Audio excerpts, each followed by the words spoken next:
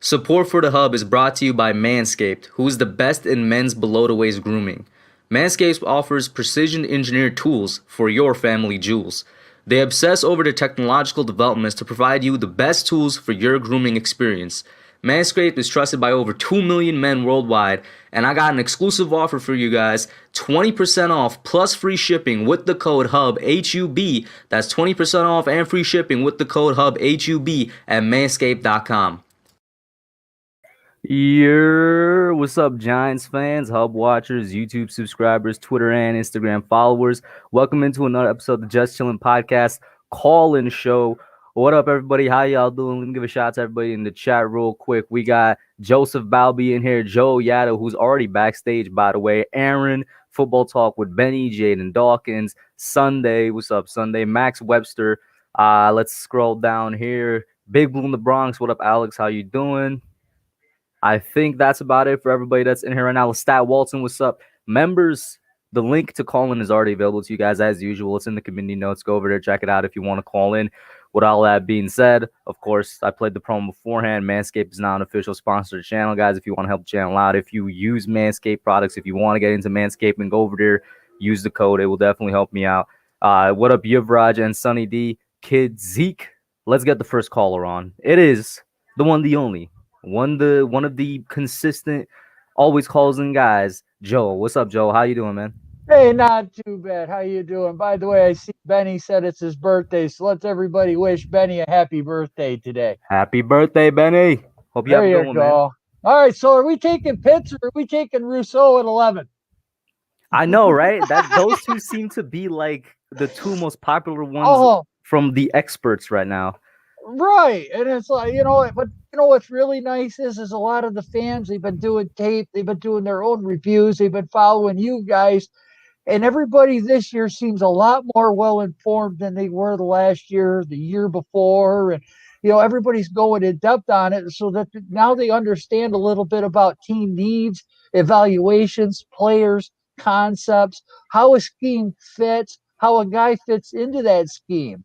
You can take the best player in the world, but if he's not going to adjust to that scheme, he's not going to be that great all-star player. He's going to be good. Mm-hmm. But, I'm just seeing a lot more people. They're not being sheep and listening to the experts. Exactly. And Joe, real quick, shout out to Lamont, Bavit, P Bands. The great part you brought up, scheme. Because somebody just commented, it was Lamont that said Greg Rousseau, defensive end, New York Giants, 6'7", 270. Even if Rousseau was as good as he was booked to be at the beginning of the draft process, and right now I think he's very project-like, right? He's not polished right now. Even if he was polished, he just doesn't fit our scheme for fans out there that want him to come on. Like, he's a defensive end. Well, we've only seen 1 year of him really in college. He took off this year. But now let's not forget, Michael Strahan was a second-round pick. Jason Pierre-Paul, when he came out of the University of Central Florida, I think it was, we picked him high, but he was also a rough, unpolished player who needed a lot of work and help to get into that position. So, I see where you're going. The difference is when we took JPP, we already had a great pass rush. Yeah. Oh, yes, we did. And he just added to that effect. Now, if we signed Leo and Dalvin, do you think that Leo is going to help out Rousseau? Do you think Dalvin's going to help out Rousseau? How are we going to use Rousseau then? So does that mean one of them takes a step back because we could only have 3 out there at a time? Well, you know what? We ran a 3-4 scheme with Lawrence Taylor. I mean, come on now. LT's the greatest player. I know he is, but I'm just saying that was that defense, and we had a supreme edge rusher who was an awesome linebacker. Now, is he athletic to be that linebacker? No. However, when we had Oshie and we had Tuck and we had Strahan, all right, so we've got Leo Williams, we've got Delvin Tomlinson, we got BJ Hill. Now we could have the possibility of Rousseau. I mean, let's not. It could happen, it could not happen, but it's not something that if it does happen, fans should be upset about. But if it doesn't happen, fans aren't going to be upset about it. Joe, so are you telling me, I'm going to ask you, because I will say, I will be upset if we take Rousseau at 11, because I do not think he's worth the 11th pick. Will you be upset, or will you just say, you know what, let's wait it out? I'm going to trust in Joe Judge, and I'm going to trust in his crew because of what he's doing. He's given all of his underlings more power. You call them underlings. Control. Well, you know what? That's what they are. All of his coaches, his coaching staff, he's handpicking these guys. He's getting his coaching staff. I'll tell you who's his equal, though, and he's even said it. Pat Graham, definitely his equal. And you know what? If Pat Graham looks at Judge and says, I can work with the kid, if you heard Graham say that, would you be on board with Rousseau at 11? If I heard Graham say that, you know what? I'm going to trust it. There you go. So we don't know that that's not the talk. And it's just like Pitts, okay? Freddie Kitchens showed us a lot. When he took over as a coordinator, everybody loved his game calling. Everybody loved his planning. Now he's an extra OC. Joel, I get exactly what you're arguing, and you're saying that if the pick happens, that means the coaches talked about it. But by that logic, what you're saying is we shouldn't be at any pick that happens then. We shouldn't be angry at any pick that happens. How can we? Because of all the needs that we want, but we're still going to get a quality player, whether that's wide receiver. And guys, remember, this is a very deep class in wide receiver. You know, there are third and fourth round wide receiver guys that come out and they're number one receivers. I mean, look at all the people that I remember the Seattle game, watching it here on you. And everybody's like, why did we pass on DK? Why did we pass on DK? Oh, he's such a stud. Third round pick. All right. It does happen. So the need is going to overweigh the player, but Big Blue in the Bronx. Go ahead if you want to get that. Shout out to Max Webster for the $5 super chat. Thank you, Max. Max, you should call in, man, if you got the time. He said, what up, Hub and Joel? Had to pop in and say what's up. Episode 3 of the podcast, live tomorrow, 5:45 Eastern Standard Time. My guest will be the one and only Diggy. I can't wait to get on there myself, Max. I'll definitely check it out, man. Thank you for the super chat. Go ahead, Joel. Well, Big Blue in the Bronx, about 4 or 5 days ago, he had a really good video on the offensive line. And then he talked about, I think it was him, that was about the draft. Listen, Gettleman and Judge did not go after that big name guy in the free agent season. And that had a lot of fans upset. But what he did do is he filled holes with quality players that are football players. Were people actually upset with the offseason last year? Like even after the fact, like a month after? Do you remember when we signed Graham Gano and everybody blew their minds because they wanted Janikowski? Graham Gano was all the way in September, I think we signed him. Yeah, but when you're talking offseason, I was thinking, the bigger part of the offseason, like May. Well, not May, actually, March to May, basically. I look at the offseason as before preseason, in between, from the draft to the. So we signed Martinez. Everybody hated that one. I love Martinez. Come on now.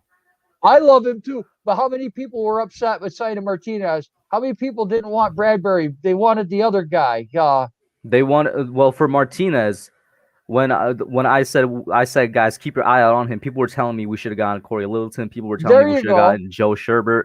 Yes. And the one last offseason, the one thing I said so many times in my videos that I myself got tired of it was, guys, it takes two parties to sign a contract, right? They have to want to come here as well. That was the thing I was beating my drum on. And now I don't even have to beat the drum on it because I was right. Martinez turned out to be a great pickup. That's just it. But if you look at the guys that we went after, they didn't have an injury history.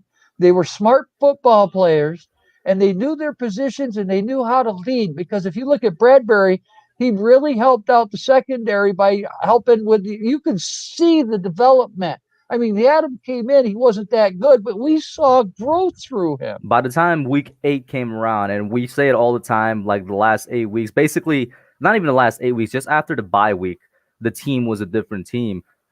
Isaac Yiadom was a different player from week 1 to Tampa. Did he play Tampa Bay or whatever game it was that he came back because he missed some time as well? That goes into scheme. He didn't fit the scheme yet.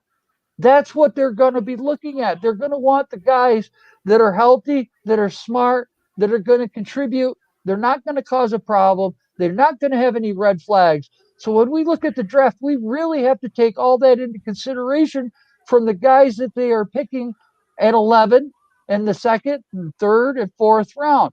They're not going to be Judge just isn't going to put up with any nonsense as to you're not going to come in here and destroy what I'm trying to build. I'm not going to have it.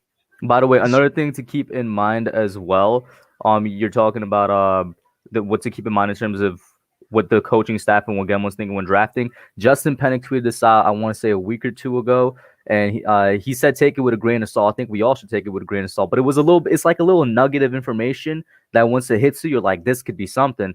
Not all, but like I think 6 or 7 of the 10 players that we drafted, speaking of which, they were disrespected by the NFL today. That was my video too. But what Justin was saying, 6 or 7 players that we drafted were either starters or had a lot of starting time during their time in college. So at least for this past draft, they were leaning towards the more experienced guys. And look at the scheme. Look at how all those guys were questioning why would they take 4 linebackers in the 6th and 7th round. Everybody blew their mind. Well, we found out why they took 4 linebackers in the 6th and 7th round. That's why this year I'm kind of hesitant. I'm really hesitant in my next mock draft to take on a linebacker, because in my mind I'm thinking we got so many linebackers last year. I think they might just go roll with it and see how they develop. You know what I'm saying? Like last year was really a linebacker heavy class, and I'm like, I could see them and I could 100% understand if they're just like, we're gonna roll with this for now and we're gonna use that pick for something else. You're right, but let's remember, a 7th round pick is a 7th round pick for a reason. Usually that is true. Would you grade Tay Crowder as a 7th round pick at the end of the day? Yeah, you know what? There's always the exception. There's always that one guy that will stand out. And I think that might be the one guy as to why they might. I'm not saying it's going to happen, right? But I'm saying it's a possibility. They might say, let's see how he does his second year. I agree with that, and I believe he will see playing time. You know, and then we've got guys that are coming back off of IR. So, you know. My guy, Lorenzo, he was supposed to have a breakout year. I made that video, and he was this close. He was playing good, and Jimenez was getting there. They were all learning that new scheme. That's why I'm hoping go ahead.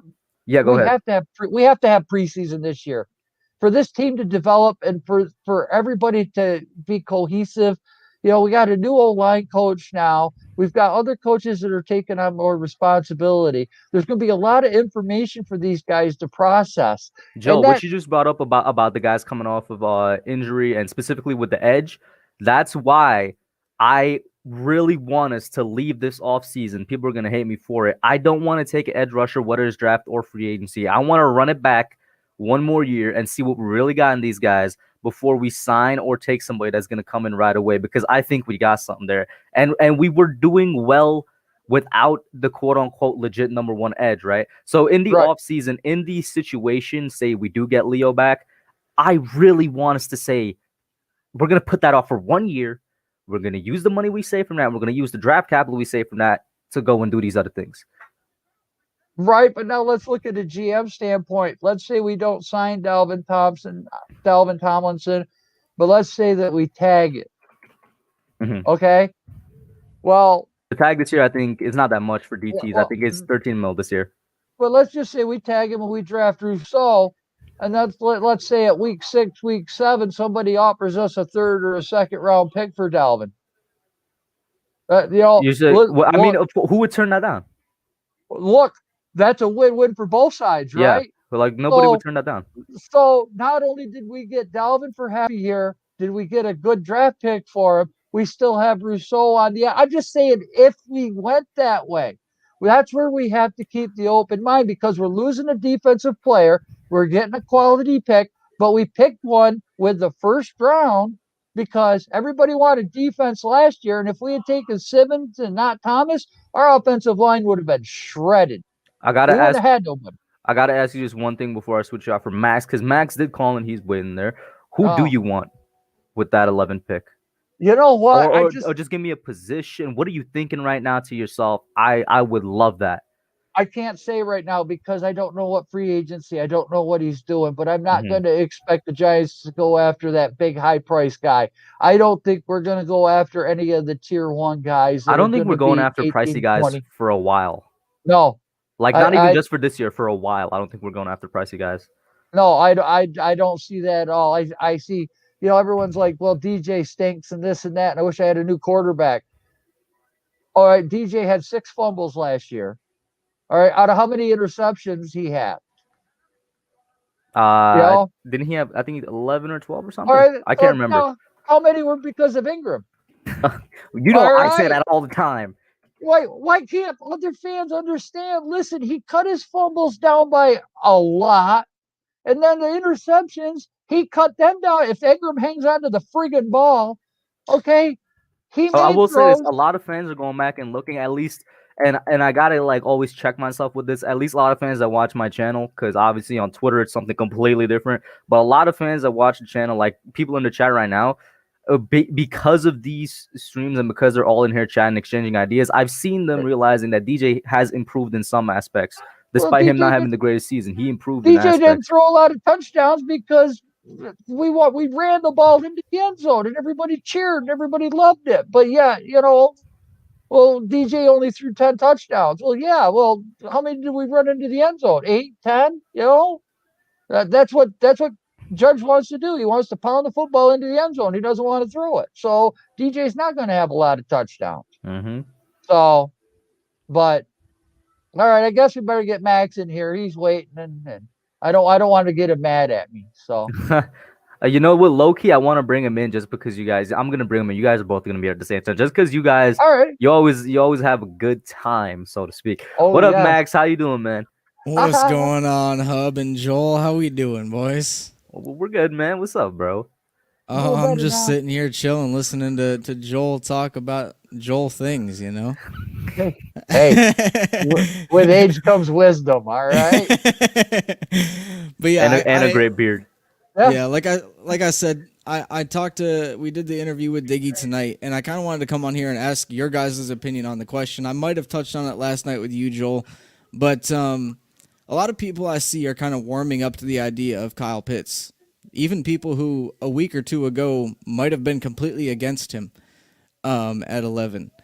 And my question to Diggy was, if we bring Kyle Pitts in and we don't sign anybody big in free agency, maybe we take a wide receiver, we'll say around 3 through 5, like a Darius Slayton type potential player, right? Do you think Kyle Pitts coming in will be good enough answer and weapons for Daniel Jones next year to leave no more excuses on the table for this man? And I'm not saying Daniel Jones isn't and won't be the guy, but I don't want to leave any open ends for next year, because I do think next year is going to be a make or break year for Daniel Jones. If he puts up, great. If he doesn't, then it's going to be time for him to shut up, and I feel like the New York Giants organization is going to move on from both him and Gettleman.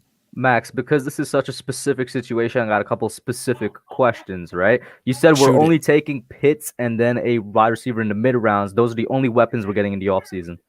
Because we're going to be focused on bringing people back, like so Leonard we Williams, re-signed the Dalvin entire Tomlinson. Defense, right? Okay. Yep. What did our free agency look like? Our free agency looked like re-signing our defense. Clearly, we bring in a corner to bring in a number 2 corner. There. Okay. And then maybe you bring in like a mid-tier wide receiver. So we do get another weapon in free agency. Sure, but not anybody that you can say is going to be a clear-cut number one that everybody is asking for to give Daniel Jones. Yeah. So what do you mean by mid-tier? Is he a number 3 or is he like a backup? We'll say like another Sterling Shepard type player. Okay, and then what are we using Kyle Pitts as when we draft him? 2 tight end sets, him and Engram. Engram might not be able to catch, but he'll still take the top off of defense. Here's the thing. Engram can't catch. Pitts can 100% catch, but both of them can't block to save their lives. So if we're using him as a tight end, because here's the thing. My only thing, and it's no secret that I've always been against Kyle Pitts, I was like, the only way I could ever be on board with it is if they actually do move him to wide receiver, which I think he will lose some of his luster, but he's a great pass-catching tight end. But because... Yeah, I don't know how I feel about that. You go ahead, Joel. I'm pretty sure you got something to say. Now, hold on a second, Hub, because if you look at tape of Pitts, he does line up outside of the number 1 position. Yeah, really think – I'm going to ask you this, Joel. You really think he's going to be beating these NFL-level top 10 cornerbacks? Listen, the kid that's is the thing. 6'6". That reminds me of he's not Burris. The thing about Pitts, right, is why he's such a great receiver as a tight end, which is what he is. I do believe he's a receiver as a tight end, just not, I think, maybe a number 2 receiver as a tight end. The thing is, he's not competing against guys like Jalen Ramsey. He's not winning those battles. If we're taking a weapon at 11, I want somebody that could be confident in winning the battles against guys of that top 10 cornerback level. If we're taking him and shifting him to wide receiver, I'm going to need him to win those battles because that's who he's going to be on the offense, right? That's what your number one weapon on the offense is supposed to be, the guy you could go to and you know that he could win those battles. You know, like I said, he reminds me of Plexico Burris because he has that size. He has that same shape. And all he has to do is run down the sideline. I love Plaxico, Joel. But there's a reason the Plaxico type receiver doesn't exist anymore. Cornerbacks know how to beat them. How the heck is a guy who's 5'11", 6 foot tall going to jump a guy who's 6'6"? Joel, tell me why there's no Plaxico type receivers anymore then. Well, I consider Thomas for the Saints a Plexico type receiver. Thomas is a slant boy. All he does is catch slants. But you look at him, he comes down with a 50-50 ball. All he does is catch slants. Yo, we could actually break this down. I'm not a fan of Michael Thomas because I think he's a fraud as a number one receiver. I really think all he does is go over the middle and catch slants. But the kid catches pass. You know what? When you catch the ball, I don't care. So does Sterling Shepard. I don't care if you're running along the edge. I don't care if you're running first. Do we not need that third that could get down the field to open up the box for Saquon though? If the corner has to double up with the safety to cover a tight end who's 6 foot or a wide receiver that's going to just run it straight down the road, yeah, because that takes two guys out of the defensive game plan. That's if he's going down the field. I'm going back to what you said with going over the middle and short routes, right? If you're going over the middle and going short routes, that's not going to help us. We need you to go down the field. Then that should open up Engram, or that should open, or not Engram. That should open up you're Shepard assuming if there's a double team, though. I don't think he's getting double teamed. I do. I guess that's where our differences lie. I don't think he's getting double teamed, and I don't want the chat to misinterpret what I'm saying. Kyle Pitts can 100% play wide receiver at the NFL level. I don't think he could play number one wide receiver at the NFL level. If he proves me wrong, I will come on here and say he proved me wrong. I did the same thing with Justin Herbert because I was not a Herbert fan going into the season. Once that dude started proving his stuff, I was like, yo, I was wrong, bro. Herbert's legit. You know what I'm saying? But I think it would be a weapon that any quarterback that came to the Giants, if DJ doesn't cut the mustard, he's going to contribute and he would help. Mm-hmm. Only because of his size. Yeah, it's so hard to guard somebody of that size. And we all know that nobody gets separation as it is, but if he can out-jump the guy and get the ball, that's what Eli lived on. Mm-hmm. That's how we won the Super Bowl. That is what Eli lived on, and we always compare Eli to Daniel, but we do also need to realize he's not Daniel, and Daniel's not Eli. Well, right? Yes, but to get to Max's point, I think it's going to be more of a help than a hindrance. We literally anything added to this offense is going to be a help at this point. But are you comfortable with that being the answer? I'm not comfortable. That's my question. Joel, you go ahead. Well, so the offseason he described in terms of weapons was Pitts, a 4th-round wide receiver, and a Sterling Shepard type guy in terms of impact that he's going to have to the team. Listen. I mean, because you guys were even talking about this before I showed up. You don't see us making a splash at big guys in free agency for a long time to come. So to come in here and talk about signing someone like Allen Robinson, Kenny Golladay, and getting a Pitts isn't realistic when it comes to the Giants organization. I don't think we're gonna sign Allen Robinson or Kenny Golladay. I really don't. It's not gonna happen. Right, yeah. But you know what? We still don't know how Saquon's gonna come back. We're hoping. Joe. I love you. I will always fight you on this until proven wrong. Saquon is going to come back and be the best running back in the NFL. I don't care what anybody says. I hope so. But I agree with Joel. I hope so. I'm praying because I love the kid, but we have no backup for him. So does one wide receiver, does Pitts and another wide receiver in free agency and another in the third? What are we going to do? I mean, I've heard rumors about that kid out of Louisiana, but maybe I'm way too comfortable with the idea of finding a backup running back in undrafted free agency, but I am extremely comfortable with finding a backup running back in undrafted free agency. I really am. I'm tired of bringing in old guys. That's why undrafted free agency. I want some fresh legs. I want some young blood. I want somebody that's going to come in here knowing that he's going to be behind Saquon. And then he's going to watch Saquon and how he practices and how he works and how he watches. I'll tell you this. Honestly, this will be a dream scenario for me for backup running back. Let's sign 2 guys in undrafted free agency. I'm all for that. We rotate the backup position. I'm all for that. Getting up Earth, Wind, and Fire going. That was great. That was phenomenal running backs. But we had an offensive line too. So Joel, uh-oh, are you telling me you're okay now with taking Kyle Pitts and skipping on offensive line in the first round? No. Oh wait, Joel. Well, Joel also said he's not even sure where he does want to go yet with the first round. Okay. Because up until this point, every time I've talked to Joel, he's all about getting more offensive linemen everywhere we can get them this offseason. That was with a trade down scenario too, remember? If we could, I'll tell you, and we've been saying this every year for like the past 3 or 4 years, but it's because it's true. Since 2018. If we could trade down, it would be a blessing. Like, that's just what it is. My thing is who's trying to trade up to 11 to get someone. You know what I mean? Like, the only thing I could think of, bro, I'm gonna be honest with you, there's only 3 teams I could realistically think of. Pats, Bears, and Washington. But you could almost. And who are they trying to get? Mac Jones? Washington. I think Trey Lance would be at 11. You think? Yeah.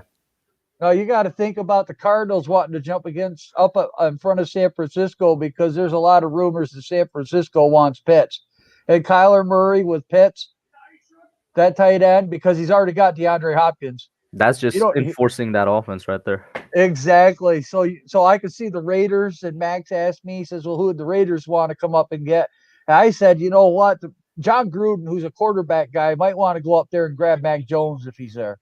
Mac Jones played a good season, just like also Max. I do want to say I think Max might be underrating Mac Jones a little bit because he was like, who are they trading up to get Mac Jones? I'll tell you what. 11 though. I'll tell you what. Mac Jones on Washington, I would be scared because he's a good quarterback and he'll be going to a good team. Right, but here's the thing: he's not falling to 19 anyways. I don't think because there's too many teams who want a quarterback, but they know we don't. That's what I'm saying. Are they willing to trade up to 11 to get him?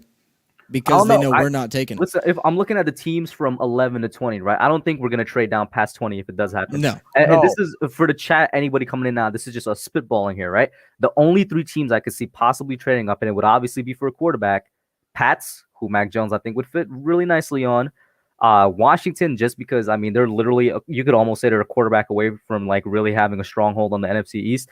And then the Bears for obvious reasons, unless the Bears fix that with a trade outside the draft. You know what I'm saying? But me and Joe were talking about this last night. I think 2 QBs could be available there. Both Trey Lance and Mac Jones could be available there. Well, yeah, and me and Joel were talking about this last night, but it's all predicated on how free agency plays out too, because as everybody's seen, there's going to be foreseen to be a huge quarterback carousel this offseason. So if that plays out in favor of the teams below us getting quarterbacks, then we can kind of kiss the idea of trading back goodbye, and we just need to kind of take best player available based on need, in my opinion.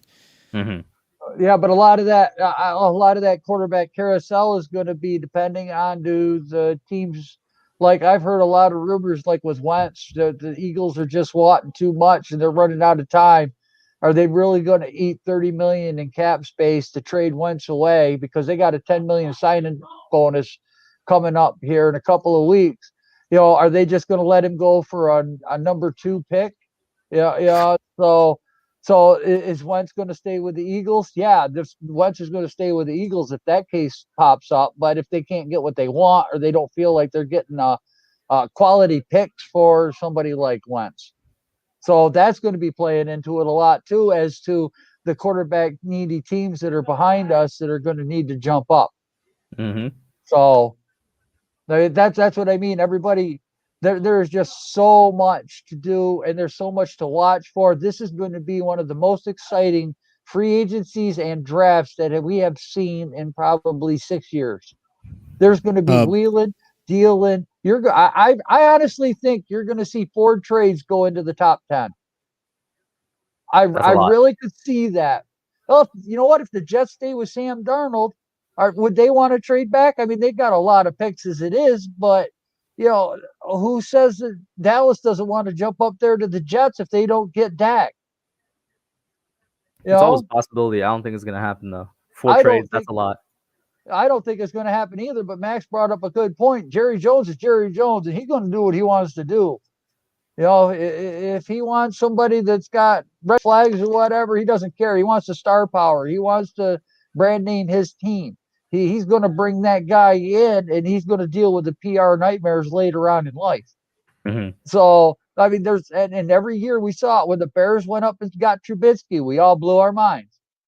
When Cleveland Farrell went to the Raiders and they didn't take Allen, everybody lost their mind. Well, this year I got a feeling because there's not a lot of tape on some teams. Some teams didn't play any games. Some teams only played 4 or 5 games in college.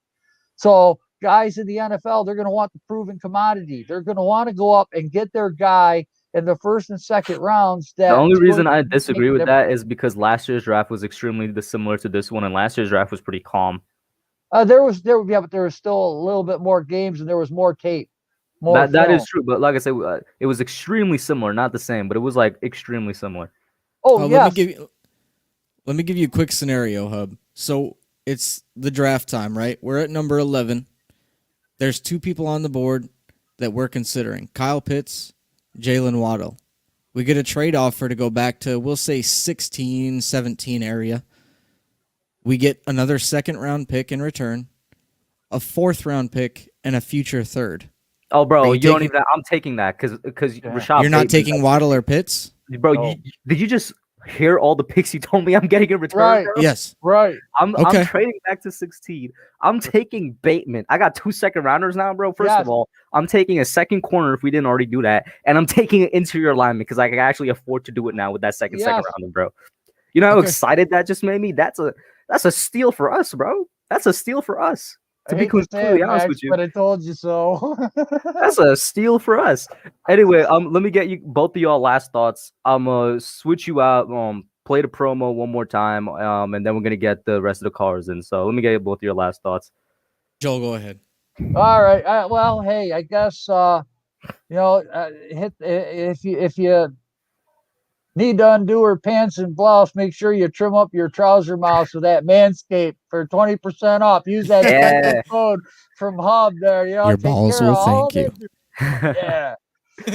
I've been trying to avoid saying it just because I don't know. My bad. No. You could say. I'm saying me. I'm like, I feel weird saying it. That's why in all the I've skillfully avoided saying their tagline, even though it's like technically required for me to do so. But yeah, back to the last thoughts. Yeah, thanks for having me on, man. I appreciate it as always. Appreciate the insight into what you would do in my scenarios that I like to play around with. We'll have to get you on the podcast here in the next couple weeks for sure. Like I said, this week's episode's premiering tomorrow, and we got the guy Diggy, who I know is no stranger to your channel. So if you guys are available, go ahead and pop in there tomorrow, 5:45 p.m. Make sure you guys go over there, sub them up, check out the preview. The premiere, I should say. That being said, thank you two for calling. Let me switch you out now. Have a good one, guys. Guys, I'm going to really quickly play the sponsors promo one more time. Big shout out to Manscaped, and then we're going to get the rest of the callers. Support for the Hub is brought to you by Manscaped, who is the best in men's below-the-waist grooming. Manscaped offers precision-engineered tools for your family jewels. They obsess over the technological developments to provide you the best tools for your grooming experience. Manscaped is trusted by over 2 million men worldwide, and I got an exclusive offer for you guys, 20% off plus free shipping with the code HUB, H-U-B. That's 20% off and free shipping with the code HUB, H-U-B at manscaped.com. And we're back. Quick, easy, simple, painless. If any of you guys are out there to actually do manscaping, go over and check them out. Use the code. Next up, we got Logan. What's up, Logan? How you doing, man? I'm dead inside. Again? Again. I didn't know. I had nothing planned. I started get out. I had nothing planned. I was starting a draft, and then I because it was like my millionth in the last month, I was like, I don't care. Yeah, you've done quite a lot. I'd probably say pace them out a little bit more. So I don't really know what I want to talk about tonight. So what did you call in? All right, then what were you thinking about when you were calling in? Maybe something that me, Joel, and Max talked about. Taking Pitts at 11. Mm-hmm. It's kind of if all three receivers were gone. Well, obviously Bateman would still be on the board, but would you take Bateman at 11? If all three were gone, well, who else is on the board? Micah Parsons. Bateman, and Pitts. Out of those three, who would you take at 11? That's it? No corners at all? I think Farley's going to Denver and Surtain is going to Dallas. Yeah, I'd probably take Bateman. I don't know. I'd probably still take Bateman. I don't know. I'd probably still take him, man. I'm sorry. I mean, that's such a tough situation, though. Parsons. All three receivers are gone. Parsons is dropping no matter what, bro. I don't want that in my locker room. You think true. Joe Judge wants that in his locker room? Joe Judge would make him do some wet ball drills, straighten him up a little bit. Joe Judge would definitely. I got a question for you then, Logan. Since you were kind of lost about what you talk about when you came on, how far do you think Michael Parsons drops? The Raiders at most 17. You don't think he's getting past them? I mean, it would make sense. There's some teams that don't care. John Gruden would probably take him, try to make him into a Gruden grinder. Mm-hmm. I think he'd be a good 4-3 edge rusher, honestly. Because what is he, 250s? Parsons? Yeah. He's a big dude. Let me pull it up right now, his exact weight. All dudes from Minnesota are big. He's 245, yeah. 6'3", 245. Mm. He could probably play 4-3 edge rusher. What are the Raiders are a 4-3, right? He's like 4-3. There's no way he's playing 4-3 edge rusher. That's small for a 4-3 edge rusher. How much does Kwity pay? Kwity pay like 250? Kwity pay is 271. That's Never around mind. 4-3 edge rusher. Never mind. Yeah. It's a big dude. Yeah, I mean defensive ends are big dudes. Like how big was JPP when he played with us, man? That's the real question because he obviously lost weight to play outside linebacker. Was he around 260? He's 278. 278. JPP was. So there you go. That's pretty big. I don't know. Would you take Bateman at 11 though? Honestly. Yeah, I would. I might deliberate on it a little bit. I really hope that in that situation there's a corner involved or something, but I would. Horn? I would. Who? Horn? JC Horn? No, not 11. That not 11, no. You think Gettleman will ever trade back? I want him to. I don't know if he will. If all three receivers were gone, I think we would have to trade back to like 15 to get Bateman. That's where I feel comfortable drafting him. I wouldn't mind that at all if there's any trade scenario where that happens. And Joe had a good point. This draft is so deep at receiver. Why not take defense in the first round? Because you can get. Here's the thing with the situation you just gave me. I'm not comfortable taking the current defensive players available. Who could he pay? How about hypothetically if we lose Leonard Williams, which to be honest we probably are gonna. If we lose Leonard Williams, I will be completely comfortable taking Kwity Paye. I would. What about Azeez Ojulari? I like Azeez Ojulari. At 11, I don't know. That's kind of high for him. I don't think it is. All right. Why do you say so? I think he fits our scheme correctly, and I think Graham could teach him a little something. We'll have to see how it goes, but Azeez, he's really more of a mid-late round guy. He really is. How's if we drafted him, I would want him to play outside linebacker, though.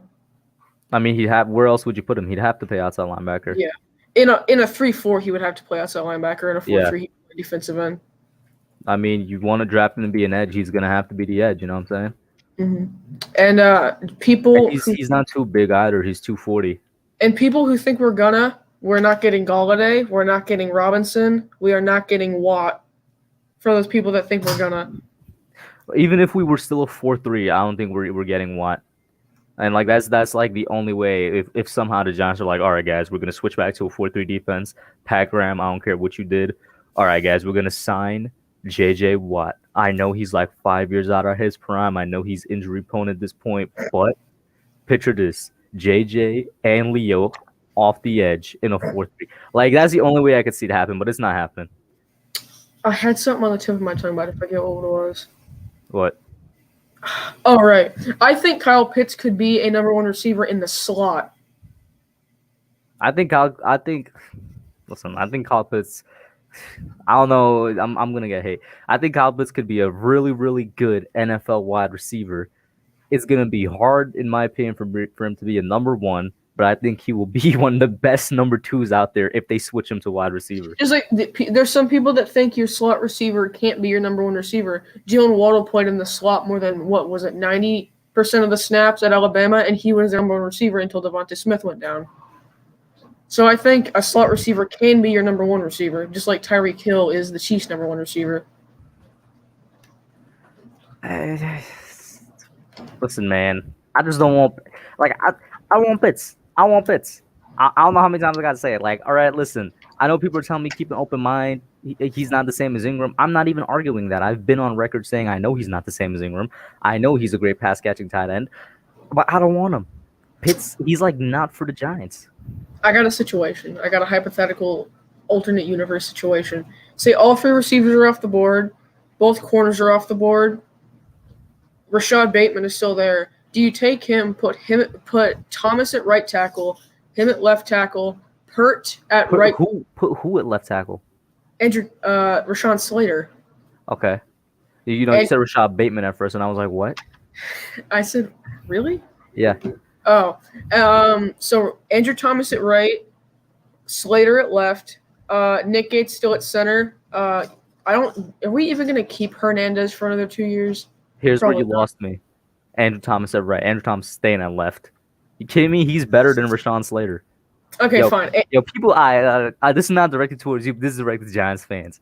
People need to stop with the Andrew Thomas slander, all right? I don't hate Andrew Thomas. I just think he would be better as a right tackle. I said it's not towards you. It's towards Giants fans. The Andrew Thomas slander and the loss of belief in this guy is incredible. That's the entire reason I made that We Need to Talk video. And the only reason that's become, I'm saying to myself, I'm making it into a series, is because, like, you could really find topics like this where I'm like, damn, yo, some Giants fans, like, it's just like they switched up so fast. But anybody who did not see that video, go watch it. Andrew Thomas is the left tackle of the future, all right? Don't get it twisted. He's the left tackle of the future. Played through an injured ankle the entire year. You know what I'm saying? Was in probably the worst offensive situation of any of the rookie tackles. Like, the only arguable person was Mekhi Becton. But for now, I'm still taking him over Becton just because the fact that at least he was there every single game. Also injury prone. He was there every single game. You know what I'm saying? So it's like, come on, man. So this is my hypothetical universe situation. So say all three receivers are gone. Sorry, both corners are gone. Rashawn Slater's still on the board at 11. Do you keep Thomas at left? Rashawn Slater at right. Nick Gates, keep him at center. Move Pert to right guard, and you put in that big, massive human being at right guard. How tall is Matt Pert? Isn't he like 6'7"? Let me pull this up real quick. Matt Pert is 6'7", yeah. Never mind. Come on, Logan. That's Greg Rousseau's height. Matt Pert was like the second largest tackle in the class. You think? Or if not the large. Yeah, he was only behind Becton in terms of size. And shout out to Max Webster for the $2 super chat. Thank you, Mask. He said, forgot to say, glad to see you mask free. Yeah, thank you, man. I think it's been since Sunday. Or it's been a week at least, I think. But thank you. And I'm just kidding. Tristan Wirfs is better than Andrew Thomas. You didn't watch my video, did you? Yes, I did. I commented on it. So how could you say that in good faith? As a rookie, he was graded as a top 5 right tackle. Okay, you watched my video, but you say Tristan Wirfs was better in good faith than Andrew Thomas. Then again, he was a right tackle, not a left tackle. And this was kind of what I said in the video as well. Shout out to Dylan Renner. Here, Tristan Wirfs, out of all the tackles, got put in the best possible situation. He was going to succeed no matter what. Not only was he playing right tackle versus playing left tackle, he was on one of the best offensive lines in the league, on one of the best offenses in the league. I keep forgetting how good that Bucs O-line is. With one of the best offensive schemes, coordinators, and head coaches in the league, with one of the greatest quarterbacks ever to play in the league. That right there is a lot of help for a rookie. You know what I'm saying? I'm not taking away from Tristan Wirfs. I'm just providing a little bit of context to Tristan Wirfs. I keep forgetting how good that Bucs O-line is. The Bucs O-line is 100% good. Edward, I'm going to need you to call in one of these days, bro, because Edward out here talking hot in the chat. But Logan, let me get your last thought before I switch you out for Jaden, man. Saquon Barkley, 2,000 yards. Scrimmage? No, rushing. I'm gonna need to know what you're on. I need to get on it. Thank you, Logan. Have a good one, bro. Let me get Jaden on here now. Jaden, let me see your face, bro. You know how it goes. There he is. The champ is here. What's up, man? Your champ is here. What's up, man? Yo, what drugs is Logan on right now? You gotta be kidding me, right? What? He really said Tristan Wirfs over Andrew Thomas? And what football he be watching? Oh wait, never mind. He's 13. I forgot. He's young. It was all right though. Okay. What's your reasoning? What's your reasoning for Thomas over Wirfs then? I like Andrew Thomas better. Number one, he blocks better. Number two, Tristan Wirfs in a way better situation than Andrew Thomas is. And number three, Andrew Thomas going against way better pass rushers than Tristan Wirfs is. I forgot to bring that up. He did face quite a bit the tough defense. Like, are we gonna forget that fast? It is not Andrew Thomas' fault that DJ gets sacked a lot. Look at the other offensive line, like Will Hernandez. In my opinion, he had a bad year. Then you could say Matt Pert sometimes, Shane Lemieux sometimes. Like, everyone has bad games. It's gonna happen. Simon Z, I agree with you. Wirfs let up 1 sack, but we're looking at 2 different positions, left and right. And I'm going to keep saying this because I need to reinstate it because it could get taken out of context. I'm not taking away from Tristan Wirfs. I'm just saying the man had a lot of help as a rookie right tackle compared to the amount of help that Andrew Thomas had as a rookie left tackle. If one of my mods could post the vid back in for the for anybody that didn't see it, and Edward says I could say that for any player in a bad situation. We're really going to call Andrew Thomas's situation a bad one and not possibly like the perfect storm of worst things that could happen. Playing through an ankle injury on one of the worst offenses in the league, one of the worst O-lines in the league, going through 2 offensive line coaches in 1 season. Like, that's like the perfect storm of, that's like the perfect storm of everything that could happen. Hey, Hub's all good, though. When you see Andrew Thomas blocking everybody gonna be shutting up somewhere in the corner, saying nothing like they always do. We're Giants fans. All we do is complain about everything. And one time we do good, everyone's quiet and happy. That one mistake we do, we all ready to rant. I'll tell you this, winning solves everything. And Joe Yaddo has been somebody that's been saying that on the channel for a long time. Winning solves everything. And let's talk about the draft now. I can't wait to get to the draft. You really want Batman at 11, though. Well, you got to think about the situation Logan described to me, bro. All 3 receivers are gone. Both corners are gone. Like, I'd probably take Bateman at 11, yeah. Not me, though. I'm taking Patrick Surtain at 11 and the second round, Terrence Marshall Jr. Jaden, did you not hear the situation that Logan described that I just said back? Both corners are gone and all 3 wide receivers are gone. You really think Patrick Surtain going that early, though? That's what I'm saying. In the situation Logan described, I would take Bateman at 11. If Surtain is still there, I'm taking Surtain, but he said Surtain was gone. Hey, how about this? In the draft, you rather sign a wide receiver or draft one, or possibly do both? You talking about signing number 1? Yeah. Listen, I'll say this. Signing a number 1 would help us out a lot more than drafting a number 1. Mm-hmm. But I want to... That's a lot of money. Yeah, come on. That's a lot of money, bro. I don't know if I want to spend number 1 money. You know what I'm saying? Let me get this defense back first. So I'll say I'll draft the number 1 just because I want to make sure I get the defense back. All right, how about this? In the free agency, who do you see the Giants getting most out of everybody? Like, that's a big question. Out of just everybody? Yep. I don't know because we don't know who the free agents are yet. We don't know what re-signings are going to happen. I can't tell you. I really can't. Because I'm gonna have to see who gets tagged. Then we got to see who gets re-signed. Like, we gonna have to see, man. And you know what? That's a good question because to be honest with you, I've been looking more at the draft and I got to start looking at free agency a little bit more. Yeah, because look, when the champ's on the channel, he's taking over. Just like LeBron in the game, you got to take over. Okay. And I did make a Curtis Samuel, by the way. I see Edward and David A.B. saying Curtis Samuel is a prime candidate for obvious reasons. Yeah. Let's do it. Because you know why? He could play wide receiver and he could play running back too.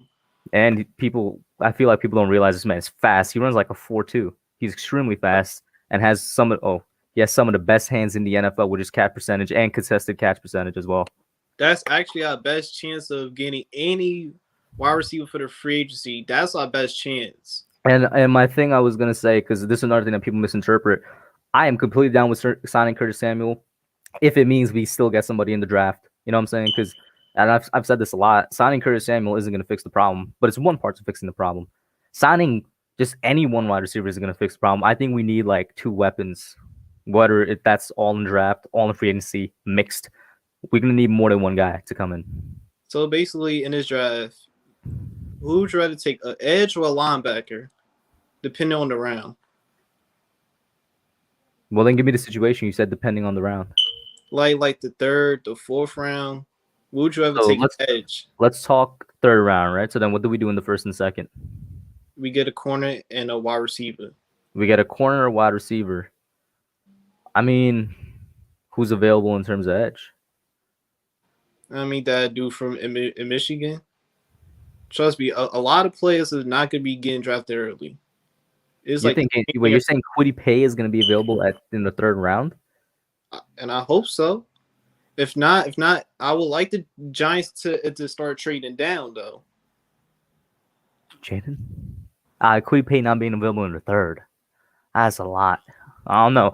It's really gonna depend who's available there. I'd still probably lean linebacker a bit more, but it really is gonna depend what edge would be available in the third.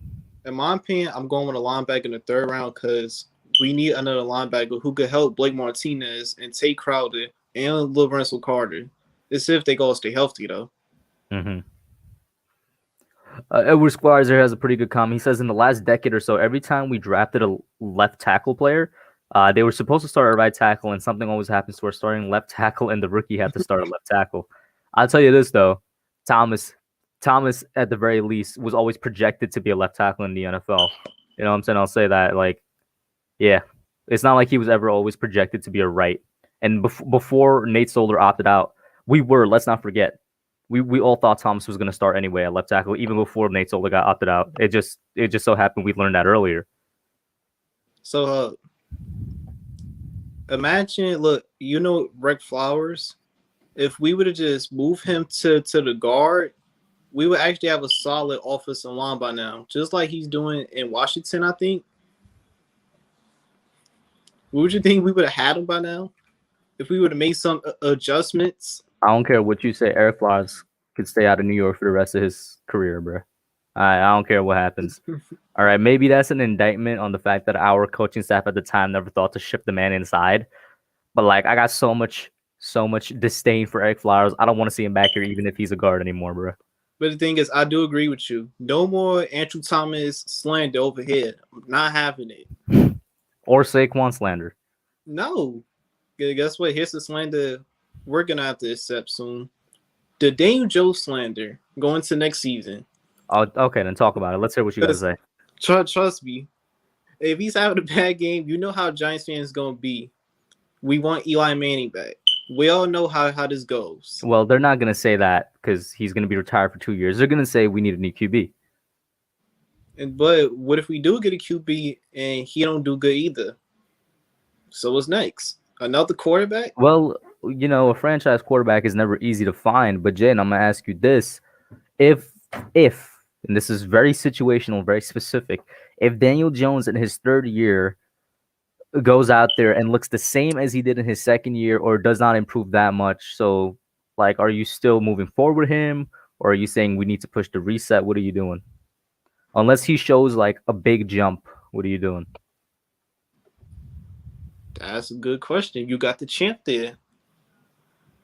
But I'll stick with Daniel Jones just slightly, even though it won't be the best, but I think it'll be best is to keep him because you don't want to keep going play after play after player because and I agree with you. If I'm be honest with you, I would love if we could keep and try to like just get someone with Daniel Jones for the entirety of his rookie contract. The sad fact of the matter is, in today's world, today's NFL, today's fans, it's not going to happen unless he makes a big leap. Like if he does not make a big leap, he's probably gone in year 3. Even though I really do think the best thing is to stick with him through his rookie contract and see what you could do. But it's just the way the NFL is today. And also in the draft, if anybody wants Kyle Pitts, don't talk to me. Don't text my phone. Don't. I will not like it. All right, then, Jaden. Have a good one, bro. All right, Next up, I got football talk with Benny and then Zeke. Not a lot of callers tonight, guys. Don't forget, you could all call in. I'm going to post the link in here one more time, available to anybody. All you got to do is make sure that I see your face at one point. If you're uncomfortable showing your face, like on the channel, that's fine. I just got to see it backstage here before I add you on. You know what I'm saying? Next up, football talk with Benny. Benny, what's up, man? Hey, how's it going? I'm good, bro. How are you? Good. Yeah, just not doing much. Just had my birthday today, so yeah, happy birthday, man. How was your day? Good. Just kind of like a normal day, honestly. But did you have like a Zoom party? Did you have anybody over? What was it like? Not much. I mean, I already kind of did stuff like other days on the weekend more and stuff like that.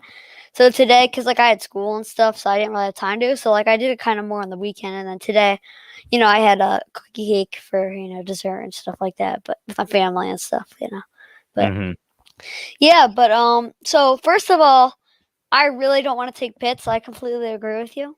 I really don't like the idea. Like the whole point is that tight ends you're not supposed to get with that early for a pick. Like you can look at it, like you don't need to draft tight ends earlier, and I just don't think he really fits us.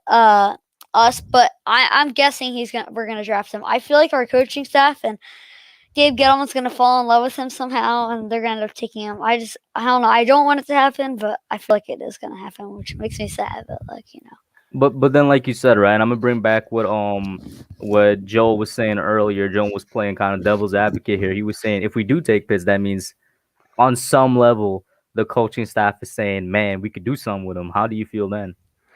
I mean, look, I do trust the coaching staff. I will say that because every time like Joe Judge made a big move, I say like even if I didn't like it, I'm like I trust him. Like I've learned to trust him, so I wouldn't flip out. That's why I don't want to like make too big of a deal over it and be like automatically like Kyle Pitts is a horrible pick because I don't want to take him. But at the end of the day, if we take him, I do think I do think most likely it will be for a good reason, and I hope that means that Judge figures something out. Some sort of offensive plan to work, something out and figure out some kind of, crazy good plan. But yeah, so I wouldn't flip out right away, but I wouldn't be like excited like I would if we got a receiver. Which kind of brings to another question, which is if the first three receivers are off, I kind of might rather take I mean, I don't really know, but like yeah, I guess if the two corners are off, but I'd probably rather take that another corner than Bateman, or I would want to trade down because I don't know. I just don't want to reach on somebody. And I think we could trade down and get him, or we could trade down and get another receiver. Like, I don't know. What do you think about the other receivers also, just in the first round type of receivers that not the top three guys? So you're talking then the mid and the mid to late guys, because like we don't have to. There are other first round receivers and the top three and Bateman. Yeah, 100%. There's so many of them. So I don't know. Do you like any of them? Because like we don't have to trade down to a spot and be like, oh no, we have to get Bateman. So do you like any of them? I do like some of them. So if we're doing let's say we do trade down to like I don't know 18 or something, right? Yeah. Just throwing out a number out there, and then the top four are gone. I don't necessarily want to take a receiver at that point. I'd probably go a defensive player. But the other receivers I do like in the first round, guys like Tony, guys like Moore, and a guy that could sneak up into the first. I could see him sneak up into the first, maybe Terrence Marshall. Yeah. And a guy that's more of a second round guy. Amon-Ra St. Brown, who I think it is kind of underrated, but like he is just suited for the second round. But at that point, if somehow, some way, like we trade down and then all four top receivers are gone, I'm 100%. I'm at that point. I'm going defense. I'm seeing what defense player we could get.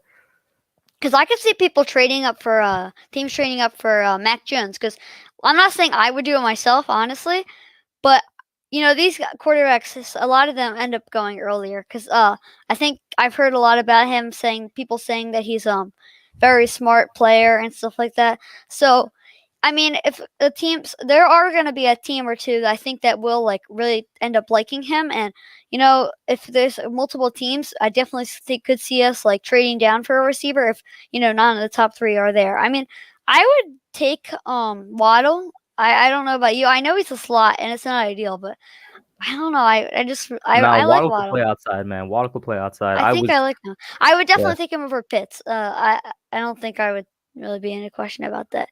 Are you willing to take Micah Parsons, by the way?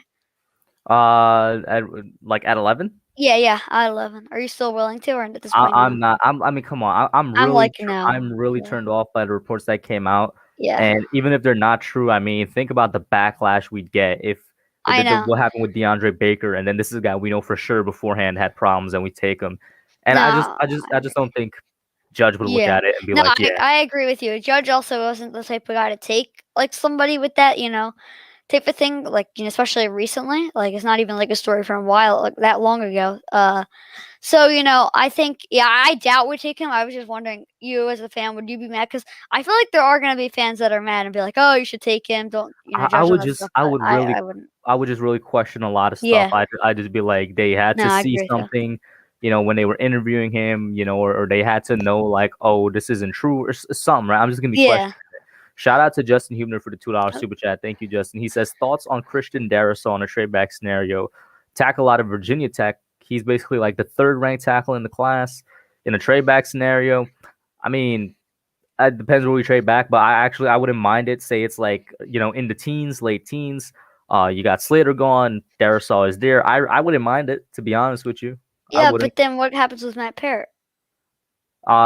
I mean, Matt Peart then becomes a rotational kind of backup type of guy. Yeah, I guess so. I don't know. I'd rather take a different position, honestly, than tackle. I'm not a big fan because I agree with you. I really like Thomas, and I don't think we should just give up on him or anything. And not saying that, taking a tackle necessarily is giving up on him, but it's, I do think it kind of is something showing that, like, oh yeah, well, we need more help at this position. Basically, right? Like, it basically is. And look, I think you should at least, like, definitely. I normally, think like around 3 years, which you give to a player. So definitely not 2 to 3 years, definitely. So at least, so I just don't think it's fair to give him 1 year, and obviously with all the circumstances that you talked about in your video. Yeah, and like I said, I wouldn't mind it, but I'd probably lean going somewhere else first. Yeah. But the question is to Darrisaw, I wouldn't mind it. Yeah. Another thing is there's a bunch of actually players on our defense that like are kind of like sleeper type of guys that I was wondering what you thought of them. Kind of. There's a few guys. So first of all, a lot of like there's been a lot of hype I've seen for also like Julian Love to play our corner, like the second corner spot. Would you like that, or would you be happy? Love. Yeah, with him coming in. I wouldn't mind if we walk into the year and we say Julian Love is going to start off there, but we're going to have a competition. Yeah, I agree with you. I like Julian Love. Need there to be some type of competition, whether it's with a guy that's already here or somebody that we bring in. I don't think there's really anybody here right now that's going to create good competition. I'm a big fan of either getting somebody, like kind of like a sleeper guy, like in like free agency, or like a guy in more the mid rounds of the draft. I don't think. Look, if there's a situation where we can take a corner and it definitely makes sense, I'm not against it. But I do think you could. There is an option where you give Julian Love a chance. I don't think you should just completely like forget about him, because I wouldn't want to push a corner. And I know I've also heard a lot like about taking edge rusher. Obviously, would you take one even with O'Shane Zimenez? Would that probably mean he's kind of done? I don't know. I'm torn on that. I don't. Where are we taking the edge rusher? What round? I would say in the first 2 to 3 rounds, I guess. Unless we definitively take an edge rusher in the first round, then both O'Shane and Lorenzo are safe. If we do take a edge rusher in the first round, then he's coming in and he's starting immediately over one of them, right? So here's the thing. I've said it before. I'm completely comfortable with us not doing anything about the edge this year because we can survive without it, if and only if we do get Leo back. You know what I'm saying? We get the entire defense back. I'm completely comfortable with that, right?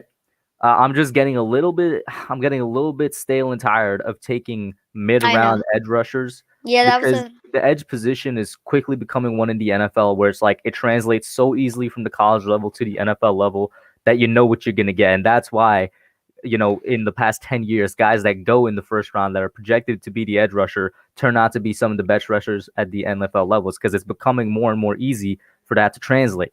You know what I'm saying? So that's why it's becoming less and less that guys in the second or third rounds are producing as much as they used to back in the day. No, actually, I was about to say that. I honestly think I wouldn't want to take another third round edge rusher. I don't know. I don't think it makes sense. I think we got guys that already have potential. There's no doubt, in my opinion, that Oshane Ximines and Lorenzo Carter don't have the potential. So honestly, it doesn't make much sense for me to take another guy with potential unless he's like somebody that fell pretty far. I would probably rather just go all in and just take somebody in the first round, or wouldn't mind taking depth, at the or like any type of competition towards the later rounds, but mid rounds I would stay away from edge rushers. Mm-hmm. And also, what do you think about BJ Hill? Because he was pretty good back when he played I think it was rookie year, right? Yeah, his rookie year. He had a few sacks, right? He holds currently, it's as crazy as it sounds, BJ Hill holds the Giants rookie sack record, and I still find that hard to believe, but I think he got how many? 5 or 6 sacks. I thought it was like 5 sacks. That's insane. Yeah. So yeah, he holds the Giants rookie sack record, as crazy as that sounds. That's crazy. But I mean, I like BJ Hill. I like him, and I don't think that's why I wouldn't. Well, could he play? He plays defensive tackle. Is he only really more of a left, like a right end type? No, he could definitely play end. He could play in a 3-4. He could definitely play. Could end. he play defensive tackle? He could play defensive tackle, right? Yeah, he could play tackle, but he's primarily an end. Remember when we brought in Leonard Williams? The guy Leonard Williams replaced was BJ Hill. Yeah, that is true. But I mean, could you put? I mean, I feel like if we lost Tomlinson, would you be willing to move one of the guys to the inside? It would have to be Dexter just because of his size. Hill, and then put Hill on the end. I don't know if I would mind that, actually. I wouldn't either. If we lose Tomlinson, I think that's exactly what's going to happen. We're going to shift Lawrence over and then shift the Hill up. Once again, I probably get depth for that. Try to find some depth in draft or free agency. Although I do think I like what's his name, the dude we got from Tennessee. Last year. Johnson. Yeah, I like him also. But yeah, I wouldn't mind also if that happened, getting some depth. But I like BJ Hill, because when he was playing, to be fair to him, I mean he was pretty good. So you can't just roll him out, I mean, it was just one season at his rookie year. That's so the I problem. will say that. But Benny, let me get your last thoughts and I'm gonna get Zeke in here. Okay. Let me think of something. So in free agency, what do you want to So I'm just thinking that there's no way we're first of all getting Galladay because he's not making. He is getting a franchise tag. Why would they not franchise tag him? I agree with some people that he might not sign an extension because he doesn't seem to want to, but I just don't see them not signing extensions. So honestly, what I think we should do is build through the draft. I think we should try to re-sign some of the depth guys that we got from last year, what's his name, Kyler Fackrell, the tackle we got from Dallas. I'm blanking on his name. Do you know what I'm talking about? We had a tackle from Dallas. That might. Wait, was he from Dallas? What's his name? Anybody's saying in the chat? The tackle we got last year. You're talking offensive tackle, right? Yeah, tackle. Fleming. Yeah, Fleming. He was from Dallas. Yeah. I want to re-sign those guys. I would like to sign Gallman again. I would rather get those guys in this defense back than try to overpay a wide receiver. At the end of the day, I think you are supposed to build through the draft until the end. I want to build through the draft, and then once we find that we're a playoff type of team, and we need that last push to get to the try to win the Super Bowl, I think that's when we, really strike and try to make some big moves, whether it's a big trade or, sign a bunch of free agents. Because I don't want it to be we sign a bunch of big free agents, something doesn't end up working out with our younger players, and then we're stuck bad again. So I think we should wait a little bit till we sign that big free agent. But I still want to build through the draft and stuff like that. Well, good points made all around. Benny, thank you for calling in, man. Right. Guys, once again, say happy birthday to Benny and see you, man. Have a good one. All right, thanks. Peace out. And real quick, before I bring in Zeke, Edward had a pretty good question earlier, and he asked it in the Discord as well. He said, Romeo Okwara, thoughts on him at edge? Now, first of all, Okwara should have never left the Giants, all right? I don't know why we ever got rid of him. You know what I'm saying? Dude was a second-round pick that in his rookie year was actually good. Y'all remember the Dallas game in 2016 when Romeo Okwara filled in for JPP, and it was like the defense didn't miss a beat. Like we should have never gotten rid of him. But you know what? He had a good year in 2020, but I still think he's probably an average outside linebacker, and I think I don't know. For some reason, I feel like I need to see a little bit more from Okwara before I go out there and try to get him as an outside linebacker for us, which once again, he should still be on a team from when we drafted him.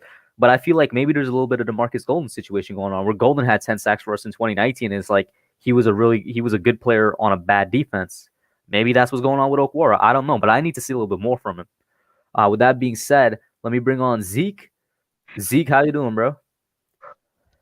Good. How you doing? I'm good, man. What's up? Hey, man. Like you said, don't draft Pitts. You don't want Pitts either? I like Pitts, I like Pitts.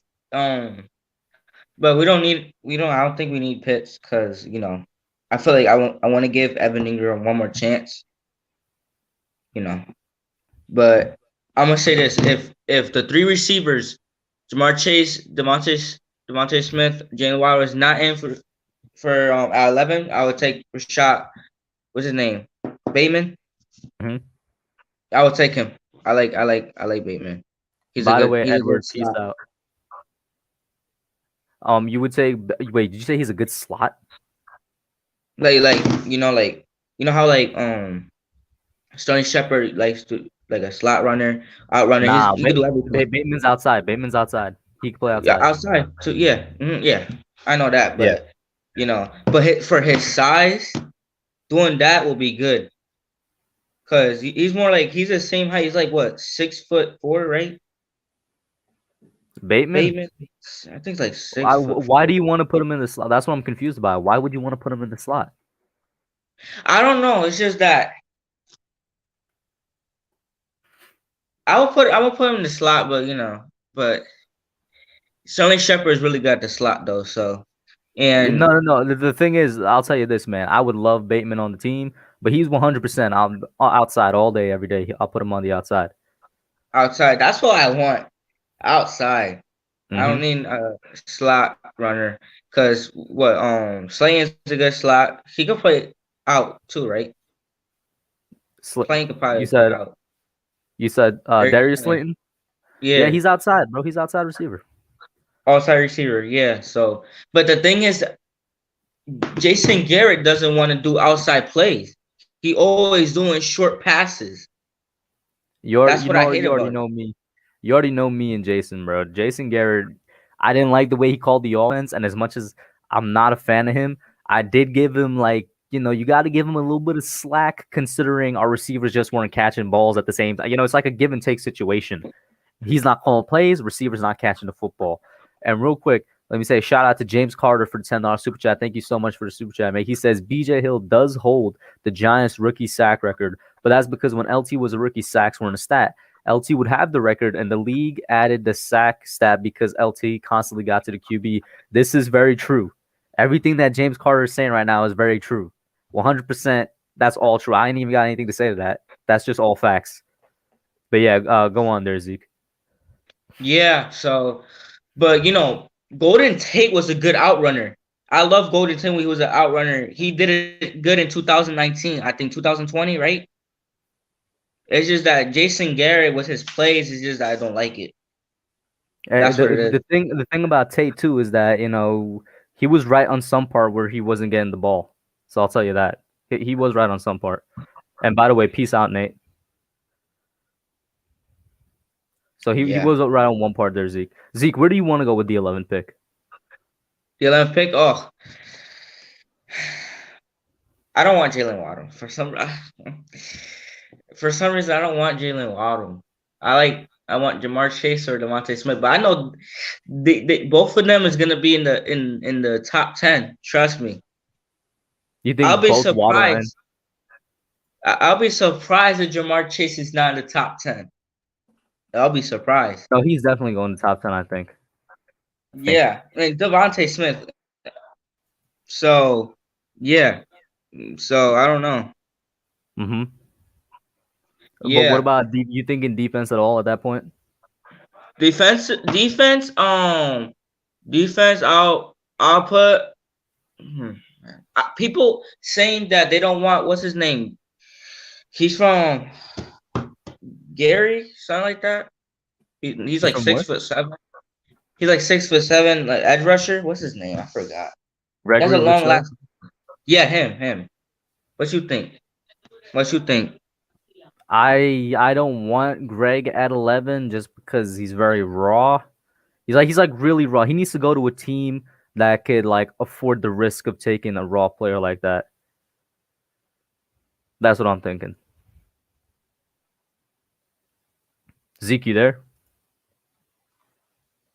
Zeke, you're lagging out. All right, I'm going to bring back in Zeke later, guys. I think he's lagging out a bit. Zeke, if you could hear me, stay back there. I'm going to bring you back in later, but you were lagging out heavy. Let me get welcome to Big Pat's. I'm assuming the rest of it is Sport Talk on the show. It is indeed welcome to Big Pat Sport Talk. What up, Big Pat Sports Talk? How you doing, man? I'm assuming you got your own channel. If you do, guys, go over there. Sub up is the channel name. Welcome to Big Pat Sports Talk. Yes, sir. Guys, go over there, sub them up. If you could drop the link, go ahead and drop the link. What up, man? How you doing? Man, not much, man. I always watch your show, Hub. Thank you, bro. I always like your takes on things, man. But I'm gonna ask you a question. What would be your perfect offseason for the Giants this year, man? What would you want the Giants to do as far as this offseason? I wanna hear your answer, man, because when you talk, we have some similar ideas, man. I say the same things on my show. I always wanted to be on the show, so I'm here. So it's cool. Hey, man, I'm down. And if you ever wanted to have me on yours, bro, let me know. We could set up a time as well. But cool. All right, you want specifics or you want something a little bit more general? Give me specifics, man. Just because when you talk Giants, we have some similar ideas and then we differ on certain subjects. So I just want to hear what you got, and then I'm gonna chime in. All right, let's go weapons first, right? Weapons wise, I want to go to the draft for weapons. I want to take a wide receiver in the first round because I want to re-sign all of our defensive guys. So if we're talking free agency, the first thing I want to do is re-sign all of our defensive guys. Maybe, if available, look for a second linebacker or a second cornerback if they're there in free agency, right? Same thing. If that's not possible, then I'm going to look in the draft for it. But weapons, this might sound weird to some people. I really don't want to sign any weapons because they're so expensive nowadays. I want to just go into the draft and get a weapon or weapons, multiple. And somewhere, somehow, some way, somewhere, we got to do some with offensive line depth. Whether that's in free agency or the draft, we need to get a little bit more depth on the offensive line. But that's what I'm looking at right now. Yeah, I'm looking at some of the similar things. Only thing we might disagree on. Do you think Leonard Williams is worth $20 million a year? I don't. No, I don't. Yeah, see. I want to get him back, but I don't. You do? See, no. Okay. What I think we should do, because he's not going to sack anything less than 20 million, as well as he should, because he balled out this year. He got 11.5 sacks, so he deserves to get his money. Listen, he was second only to Aaron Donald at his position. Right. So, hey, look, he deserves to be second to only money in Aaron Donald. He got to get his, so I can't blame him for that. But I don't think he's worth 20 million. Now, say if we do lose Leonard Williams, we could re-sign Dalvin Tomlinson with that 20 million and may be able to get someone like a Curtis Samuel. Now, a Curtis Samuel, he can work the outside and the inside and the running back. Yeah, he could spell Saquon Barkley if he, gets a little dinged up. But if we lose Leonard Williams, what about taking, I don't know if you do the draft and everything, Miami defensive end Jalen Phillips in the second round. Have you seen him?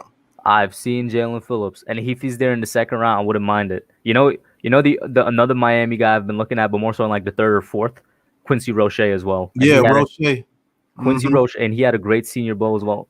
And I've been talking about Quincy Roche for a couple months now, but either one of those guys in the second or say third or fourth, I would not mind. I would not mind. I wouldn't mind Jalen Phillips in the second round because you know what? He's a first round talent. When you look at his film, that's what I'm saying. The exact same thing Leonard Williams does. He does it as well, and he might be a little bit faster than Leonard Williams. That's what I'm saying, Big Pat. I don't know if he's going to be, because you said in the second round, he's probably going at the end of the first somewhere. Yeah, I think so too. But if he's there, there's no reason why we shouldn't take him right there. Mm-hmm. Now, give me a second, real. Yeah, you could go on, man. All right, now you might kick me off the channel for this one. What? But with our first round pick, I've been doing my research. Oh, are you gonna say Kyle Pitts? Huh? Are you gonna say Kyle Pitts? No. Okay. All right. I don't want Kyle Pitts. Why would I kick you off the channel, man? Yeah. What about, say, some crazy idea? Smith, the boy from LSU, and Waddle are gone. And between Bateman and Ronaldo Moore, I wouldn't mind them taking either one of them at 11 because they bring an element that we both need. Bateman could be our outside receiver, but Moore, the receiver from Purdue, will be perfect for Jason Garrett's offense. I'll tell you this. I don't know why I'll kick you off for that either, because I'm just saying I don't mind taking Bateman at 11 if he's there and like none of the other three are there. I don't mind taking Bateman at 11. I do take issue with Rondale Moore at 11 though.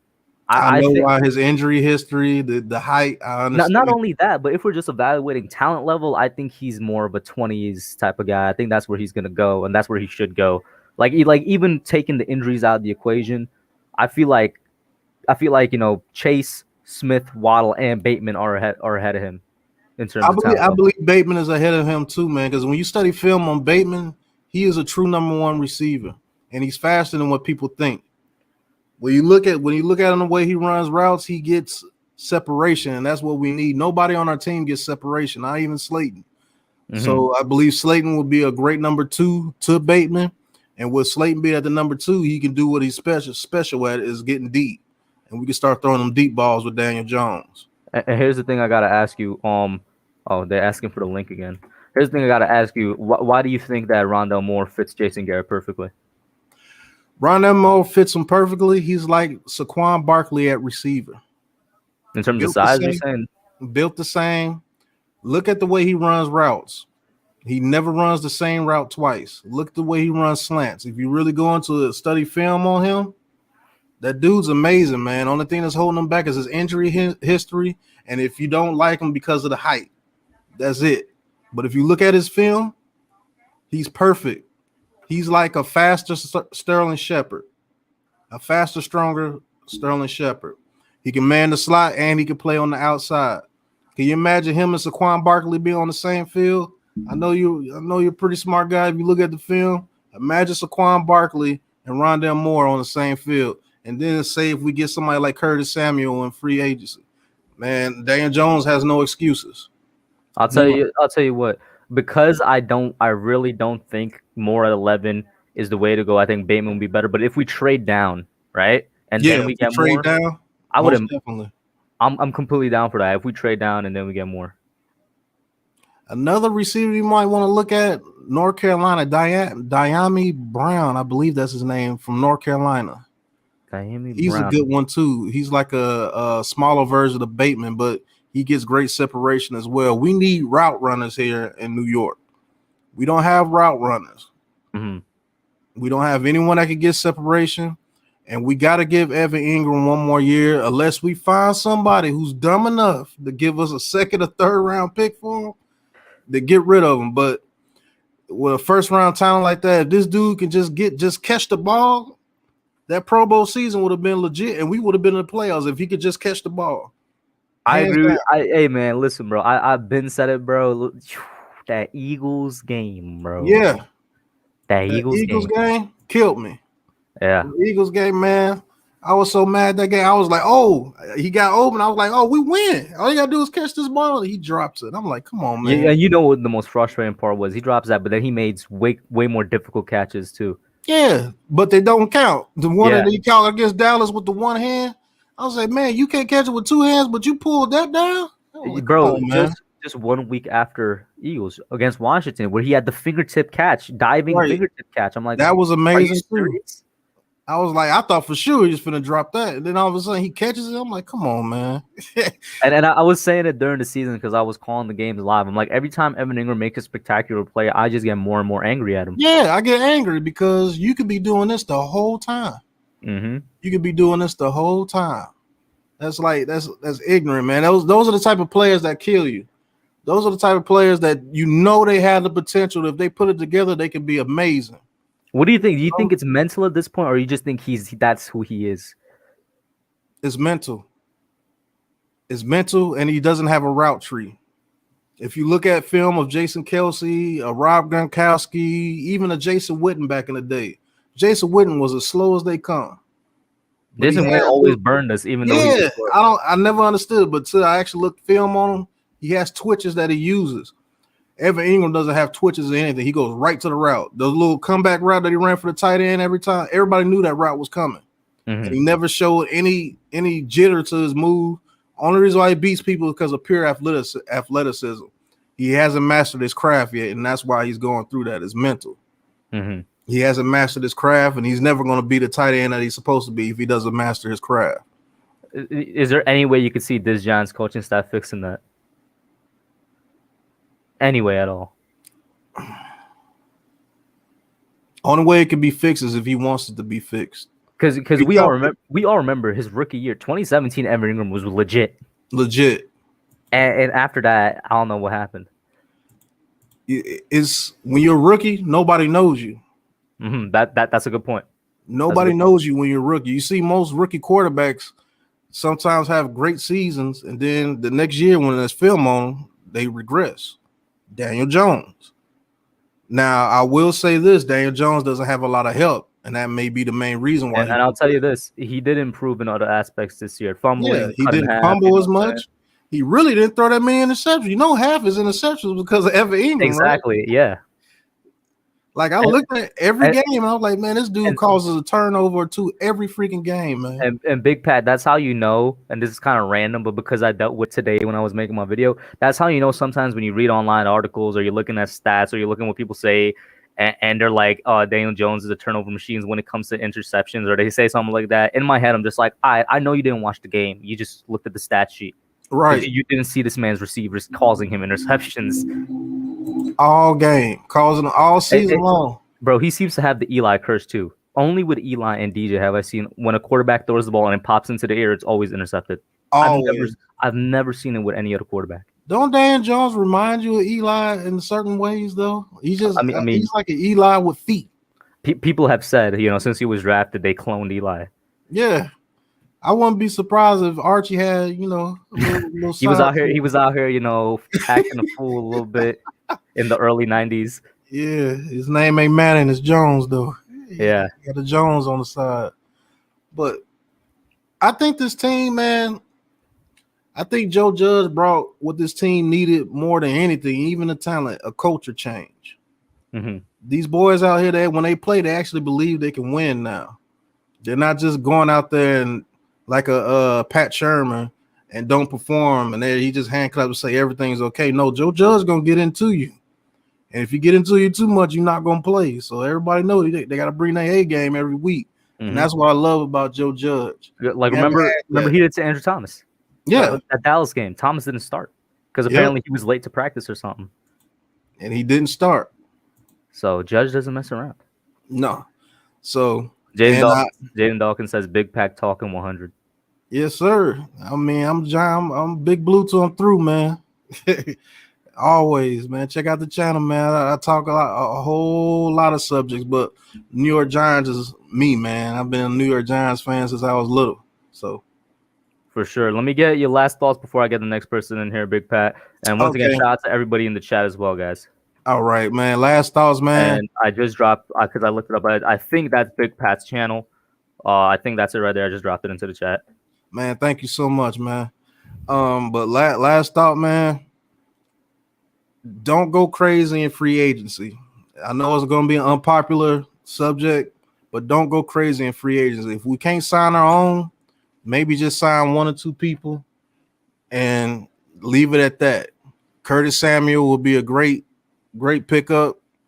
I just don't want to sign Leo for $20 million, man. I can't do it. Neither do I, bro. Listen, I'm telling you, I really wish we could get him for 17 a year. I think that would be perfect. I can't do 20 million either. I'm gonna be honest with you. I can't do 20, man, because what he does, it can be replaced. It might not be as great. It's not gonna be easy, but it can be replaced. Yeah. And like I said, who knows? We might get lucky. Somebody like if we get Jalen Phillips, Leonard Williams is replaced. Look at the film on that guy. He plays exactly like Williams, but he's faster. And I believe he will be replaced. But the draft is after free agency, right? So then, I mean, if we don't re-sign Leo, I think everybody knows we're gonna get somebody in the draft to replace him. Yeah. But yeah, Big Pat, have a good one, man. Thank you for calling in, bro. Peace. Next up, we got David AV on the channel. David, is this your first time calling in, bro? He's always out here commenting, man. Oh, he said 1 second. He said, hold on. Oh, I know. I'm here. All right, yeah, what's up? Is this your first time calling in, Dave? No, I've called in the past, but okay, I'm back. What's up, man? How you doing? Nothing much. So I wanted to talk about like the receivers in this year's draft and free agency. So everyone's in love with Bateman, man. He's not my favorite in this class. If all three receivers are off the board, I don't really trust Bateman. If in Minnesota, I am a guy who trusts colleges that produce receivers, produces positions. We see it. Go back in all these drafts. Look at all these Alabama guys. Look at all these LSU guys.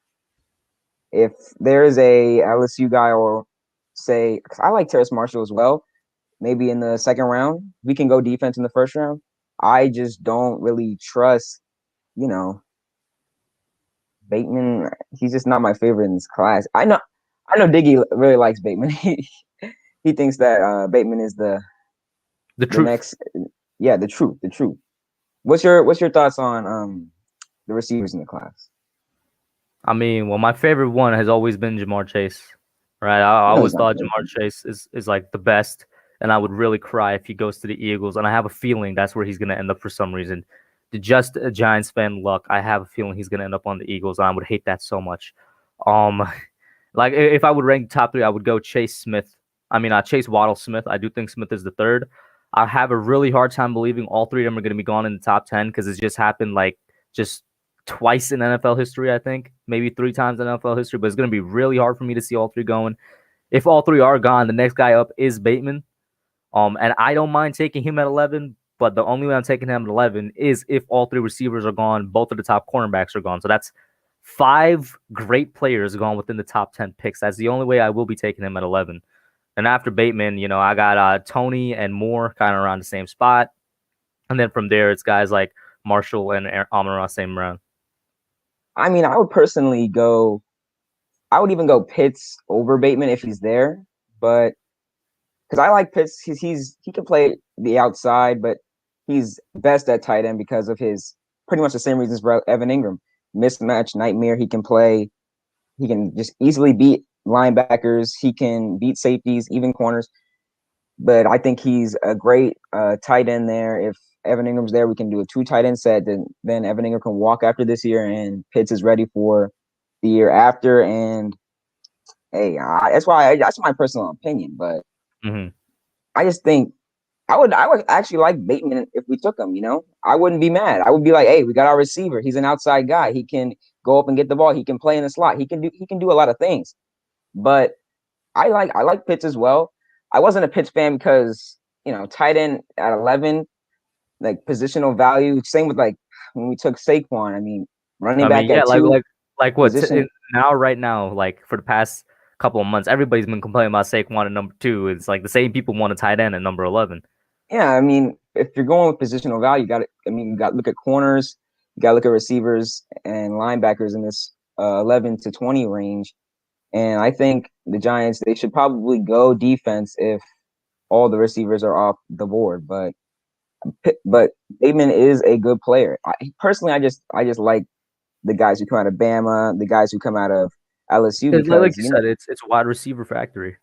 Yeah, it's just a wide receiver factory, and those guys rarely bust. There's always bust, but they rarely do. Like you look at last year's class, who were the main guys? Who were the best guys that came out of the class? You had Ruggs, you had Judy, and think about the Alabama receiving core. All 4 of those guys were on the same team. Oh my God, bro. How could you even guard those? How could you guard those guys? All 4. By the way, peace out to Viz and Yash. Thank you guys for tuning in, man. Man, I agree with you on the wide receiver thing. There are more proven schools, but we've seen guys come out of less proven schools. Like the biggest one on the market today is Robinson. He's out of Penn State. Not exactly wide receiver university when you think about it. That's right. So in the second round, I'm also looking at, and also in the first round, don't sleep on taking offensive line. I am a believer that our offensive line is not the best by any means. We need to still take we probably need to take 2 linemen in this draft because, oh my goodness, we still had a terrible. If we look at this, I think we're pass rush win rate. I think we might have been lower than the Jets. We were at least bottom 30 something, but we were bad. Huh? In terms of what? Like pass rush win rate, we were very low. I just know that we were very low, allowing a lot of blocks. Daniel Jones never time to throw. I just think that if say with Rashawn Slater, I wouldn't be mad if we took him either. He could play right tackle. He could play all 5 positions on the line. Our offensive line, because I think Thomas is a really good player as well. Thomas, as you said, for the reasons. Even though I do think Wirfs is better than Thomas, though I still think Wirfs is better. We can talk about that if you want, but I like Wirfs better. But I mean, you're gonna have to tell me why, in good faith, you could say that when he has so much help, right? Yeah, so that's true. But he could have been bad, right? He could have been bad with all that help. And I'm not saying he's bad. I'm not saying he's bad. That's true. You know what I'm saying? I'm just saying the man had a lot of help. He did have a lot of help. His team won the Super Bowl. He did. He literally got onto like what became the best team in the NFL. Did he not? He did. That's true. But I do like Wirfs. I think he is a good right tackle, even though that's what I'm about to ask you. So you're saying you think Wirfs is the better player, right? Right now. I'm saying right now. Yeah. I get that. So right now, you think Wirfs is the better player, right? Mm-hmm. Who's the better left tackle? The better left tackle would probably be Andrew Thomas. That's right. Because Wirfs can't play left tackle, at least at the NFL level, in my opinion. Yeah, but based on performance from last year, I do like how Wirfs played. I just do like that he was a really good player. He was great at high. Listen. The man let up 1 sack. All right, I gotta give him credit. 1 sack. That's it. He was amazing. Yeah, it's hard to play both tackle spots as a rookie, but what's it called? Thomas did play hard. A lot of tough pass rushers. So did Wirfs. I mean, he played a lot of tough guys. Brian Burns, Cam Jordan. I wanted Brian Burns so much in 2019, oh bro. my gosh! And he went this 1 guy pick is before crazy. us. He's crazy. He's crazy good. That guy. Shout out to Justin Huber for the $2 super chat. He said if we get Surtain as cornerback, 2 QBs are going to throw fits, which is why I'm like, if he's there at 11 and all 3 receivers are gone, I'm taking him, bro. That's NYPD established. That's true. I also say don't be surprised if cornerback goes in the top 6 because the Bengals, they could use a cornerback, but they need O-line more. Aren't the Eagles the 6th pick? The Eagles could definitely take a corner. They could take a corner. The Eagles could also go quarterback. I mean, they're not sold on Hurts. They're about to trade Wentz. They could go quarterback. I like the Falcons. I don't really. They could go quarterback. Actually, they should go quarterback. They might not be picking this high next year. Falcons should go quarterback. But I wouldn't be surprised if Farley or Surtain goes in the like the top 8 because there are some cornerback needy teams. The Panthers. People are sleeping on them. Or they want quarterback. Everyone wants they lost James Bradbury. James Bradbury. Panthers fans are mad. I know that. They're really mad. I see them everywhere. They're always like, how do we let this guy go? Oh my gosh. Panthers fans are mad about that. They could go corner because what's it called? They have some young guys out there. They drafted all defense last year, but they could still go defense again. And everyone has like a strong feeling that the Broncos are going to go cornerback. So I see one of the guys going there in the top 10, and what's it called? The final guy I see Surtain. He played last year. I don't think Farley played last year. So teams might look at that. Teams might look at how he played last year and his tape last year because he was good last year. And because I think Joel Yada was saying this earlier, how teams they might look off guys who didn't play this year over or for guys who did play, like Surtain. Surtain played, Farley, I think, opted out. So if, say, Farley drops a little bit, not too much, he's not going to fall past Dallas. But say Surtain goes before that. You can see that for a lot of positions, guys falling because they didn't play. Actually, what do you think about that? Who do you think might fall in this year's draft? Similar to Xavier McKinney. Oh, you see, you add in an interesting part there, similar to McKinney, because McKinney went just because nobody expected Dallas to go receiver. He was supposed to go 17. He was supposed to go last. Who might fall? So obviously, other than Micah Parsons, I would just because it makes sense. I would have to bank on the guys that opted out, right? So I'm banking on guys like Jamar Chase, dropping. Obviously, Greg Rousseau dropping. Literally anybody that did not play the 2020 season could drop. Now, here's another person that could drop. That more so because he's been rising so much. He's been such a hot commodity in past couple of weeks. I think he's going to calm back down. And there's going to be players like this, the stocks that just their stock went up a lot and then they're going to calm back down towards draft time. Like Kwity Paye is somebody that might calm down, might drop a little bit. JC Horn, I think, is somebody that might calm down and drop a little bit. I'm not saying, drop into the second because I don't know. I really don't have any name right now that might drop into the second. But dudes that have been really hot these past couple of weeks, their stock you're going to see it come back down by the time draft time rolls around.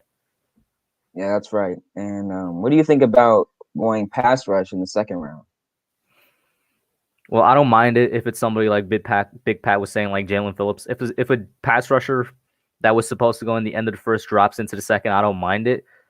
But say we go wide receiver in the first, and it all depends what we do in free agency, right? And we didn't get a corner 2. I would like to go corner 2 in the second. Yeah, that makes sense. Are you comfortable at all with anyone on our roster not named James Bradbury playing cornerback number 2? Not right now, which is why I'm like, I would like there to be a competition going into next year if we don't really get anybody. Shout out to Calvin out here, member alert. He says, with the lack of games, including players unable to showcase their talent last year, do you think drafting in the later rounds might offer greater value? Absolutely, because it kind of goes back to the question that a lot of people, including David, brought up. There might be dudes who just might slip or might be under the radar because they didn't have a chance to showcase their talents. There's definitely going to be a lot of greater value. I mean, we saw last year, right? Last year's draft was the most similar to how this year's is going to be. And the Giants got a lot of value in the later rounds. David, let me get your last thought before I switch you out here for Rob, my man. Last thoughts would probably be that I don't sleep on the Giants going O-line in the first round. People be surprised, like, oh, we took an O-line last year. Just don't be surprised because I like certain guys like Darisaw, I like Slater, Sewell will probably go in the top 10, but don't sleep on a, O-line in the first round because our O-line is by no means set in stone. Yeah, exactly. Good point there, David. Thank you for calling in, man. Have a good one. Next up, we got Rob from Nerding Out Sports. What up, Rob? How you doing? Giants hat on, Yankees flag in the background. What's up? Sir. Unfortunately, a Nets fan. What's up, man? Yeah, I wore the Giants hat just so you didn't say anything this time. Hey, man, you saw Julius Randle dropping 44 points, bro? I did, and I saw Kyrie drop 40 last night. But let's talk about football, man, because that's why we're here, right? No. Why you steering away? Hold up, man. All I'm saying we got the better record. All I'm saying is, listen, if the Knicks make the playoffs as the 7th seed, bro, and we're facing you guys in the 2nd seed, all I'm saying is don't be upset when we knock y'all out, bro. That's all. If that happens, please stream for one of those games and have me on because I have to be like if it actually becomes a series, like it's not a blowout, I'll definitely do it. Yeah. But I just want to say, isn't it great to be excited about the offseason for once? Because like there's so much optimism in Giants land right now. Like we didn't have that last year and the year before. Like we can go so many different directions in free agency and the draft, and we don't know what they're going to do. But most of this is positive talk. Something that, for me, I have not been positive about this team for a while because we've been so bad. Give me a year, bro. How long? What was that? Like 4 years? Yeah, I mean, since 2000, even in 2016, I wasn't too thrilled with that offseason because I just felt like Jerry Reese put a Band-Aid on a bad defense. Oh, so even then you were like all the way back then you were like, yeah, this is not it. Well, I mean, he bothered me in the draft. Like he spent all the money on DRC a few years before. Then he gets Jenkins and he drafts Eli Apple in the first round. So I was just questioning everything, and I thought it was just a bad move to spend all that money. But finally, we have what I feel like is a good coaching staff in place and a good foundation and future success that we can sustain, hopefully, for a long time, because there's so many different directions we can go in. Like, we can pick up receivers in free agency, or we can go that way in the draft. Like Big Pat was talking about, Jalen Phillips potentially in the draft in the second round would be great if we lose Leonard Williams. So they have a lot of options. And I don't even really have a pick of who I want. I just want to see what they do. There's nothing really that can disappoint me unless they, in all honesty, went quarterback, because I don't think that's a good decision. It's probably the only thing. You know what? You bring up a good point, and it goes back to what Joe was bringing up earlier as well. When I asked him, so then does this mean you're going to be fine with whatever the coaching staff does? And it's because the coaching staff has gained so much trust from us, the fans, over just the course. You could talk about that for a second. It only took them one season for us to be like, this might be it. Why do you think so? Do you think we're making a mistake, but because it's been such a short time? Or do you think this is legit? I mean, we saw McAdoo lose the locker room after one season. Like, it was clear that happened, and Shermer just looked like he wasn't interested from the get-go. Like, his first introductory press conference, he just didn't look interested. And I feel like, I know a lot of people have said this, that the Giants jumped the gun and they really signed him as fast as they could. And it was based off of one really good year out of Case Keenum. And they were hoping he can do it again with Eli. But I feel like they really got it right with Joe Judge. And you heard what he said in his press conference. And now the Eagles' new head coach is trying to do something similar. And Dan Campbell took it to a whole other level for the Lions. Yeah, that was something else. But you see what the defense just looks like. They're fired up to play every single week for Patrick Graham. And it tells you a lot that Patrick Graham decided, I don't want to go be a head coach. I want to stay here and be on this staff with Joe Judge. You know what? I think a lot of it has to do with the fact that Judge, well, not only last year, but obviously this year and moving forward, Graham was actually the assistant head coach last year. So he had a big role. Right. You know what I'm saying? And Judge, like, respects Graham so much and, like, praises him so much all the time. It's like they're legitimately, like, co-head coaches is what it looks like. Yeah, and it's a great thing because we haven't had that really since back when Coughlin was around. Even when Coughlin first got here, not everyone was buying in. You know, it took him a little while before things started to really get rolling. Let's be honest. It took him winning the Super Bowl. He was about to be fired that season. Right. But even before that year, he, you know, the whole famous thing is he had to, like, calm down a little bit because Strahan held out and he didn't want to be there in training camp because of the way Coughlin was coaching or, you know, handling everything. So a lot of things had to change there. But, you know, you look at, like I said, McAdoo and just the offensive coordinators and defensive coordinators, nothing seemed to click. You know, like bringing back Spagnuolo didn't work. James Betcher didn't work with Pat Shermer. And it's just nothing seemed to be cohesive. And now it seems like Gettleman's got a good coach to work with. They're going to come up with a good plan. All the coaches seem to be in on what they're doing instead of just, you know, does the coach want this guy? Does the GM want it? Who's making the decisions here? Everyone's kind of buying in together. And that's something that we have not had in a while. And you can clearly see that the team, the culture has changed. And I know a lot of people don't want to hear that. When they don't want to hear the C word. Right. But it's definitely a big thing. And the reason I don't want to hear is because in some type of fairness, we've been looking for a culture change for so long that they're just like, we don't even know if it's there yet. So I could get where some of those fans are coming from, but it's like, I guess we're all just hoping that this is finally it, right? Because we saw fruits of the labor. We did see fruits of the labor. You know what I'm saying? Exactly. Like, I think one thing people forget was this was our best season in 4 years, bro. Not just in terms of the product on the field, but record-wise as well. Like, this was our best season in 4 years. Yeah. You know what I'm saying? Like, I think people forget that. Like people do forget that. Yeah. And we were, you know, a couple of plays away from being potentially a playoff team, but we were also a couple of plays away from being, you know, a 4-win team. Exactly, so it's a flip of the coin and things like that. But we haven't had games like this. You know, take the last few games of the season where we got blown out. After we beat Seattle, then we kind of just fell off a cliff. But pretty much every game we were in. And that's all we can really ask for as fans. Just don't get blown out. Unfortunately, it happened towards the end, but we were in these games and they were playing hard. They weren't giving up. That's something that we saw in the past. The Giants would lose early, they'd get down, and then they'd just never make a comeback. These Giants were always fighting, and that's exactly what Judge said from the get-go, and they echoed his first press conference in every single game. I love it. And I'll tell you what, I think Judge as well, he had rookie head coach mistakes, which was expected, but we all know him. I don't think those mistakes are going to be there anymore. Like my biggest problem with Judge this past year, it was something he fixed, and he should have fixed it earlier, but he eventually did fix it later on in the season. Always running in with just 4 wide receivers to the game was one of my biggest problems. At one point, I was kind of questioning his time management, or more so timeout management, but like he fixed that as it went on. Like all these rookie head coaches' mistakes, they're going to be fixed because, well, he ain't a rookie head coach anymore. He's a teacher. So he's going to teach, he's going to learn. He's going to teach himself. Yeah, I absolutely agree. The receiver thing, I just don't think we had enough depth. Like we can go in there trusting a couple of undrafted rookies. That's one thing, but we really had 3 receivers. That's about it. I don't know why they didn't give Corey Coleman another shot. They brought him back and didn't use him. It was kind of weird how they went about it, but I think this offseason, Gettleman said it. They got to get him some playmakers, and there could be one in free agency. I know Big Pat talked about Curtis Samuel. I would love that, and they can still go in the draft and get one in the 3rd, 4th round, something like that, and that gives you 5 solid receivers or 4, and you can't forget about Evan Engram.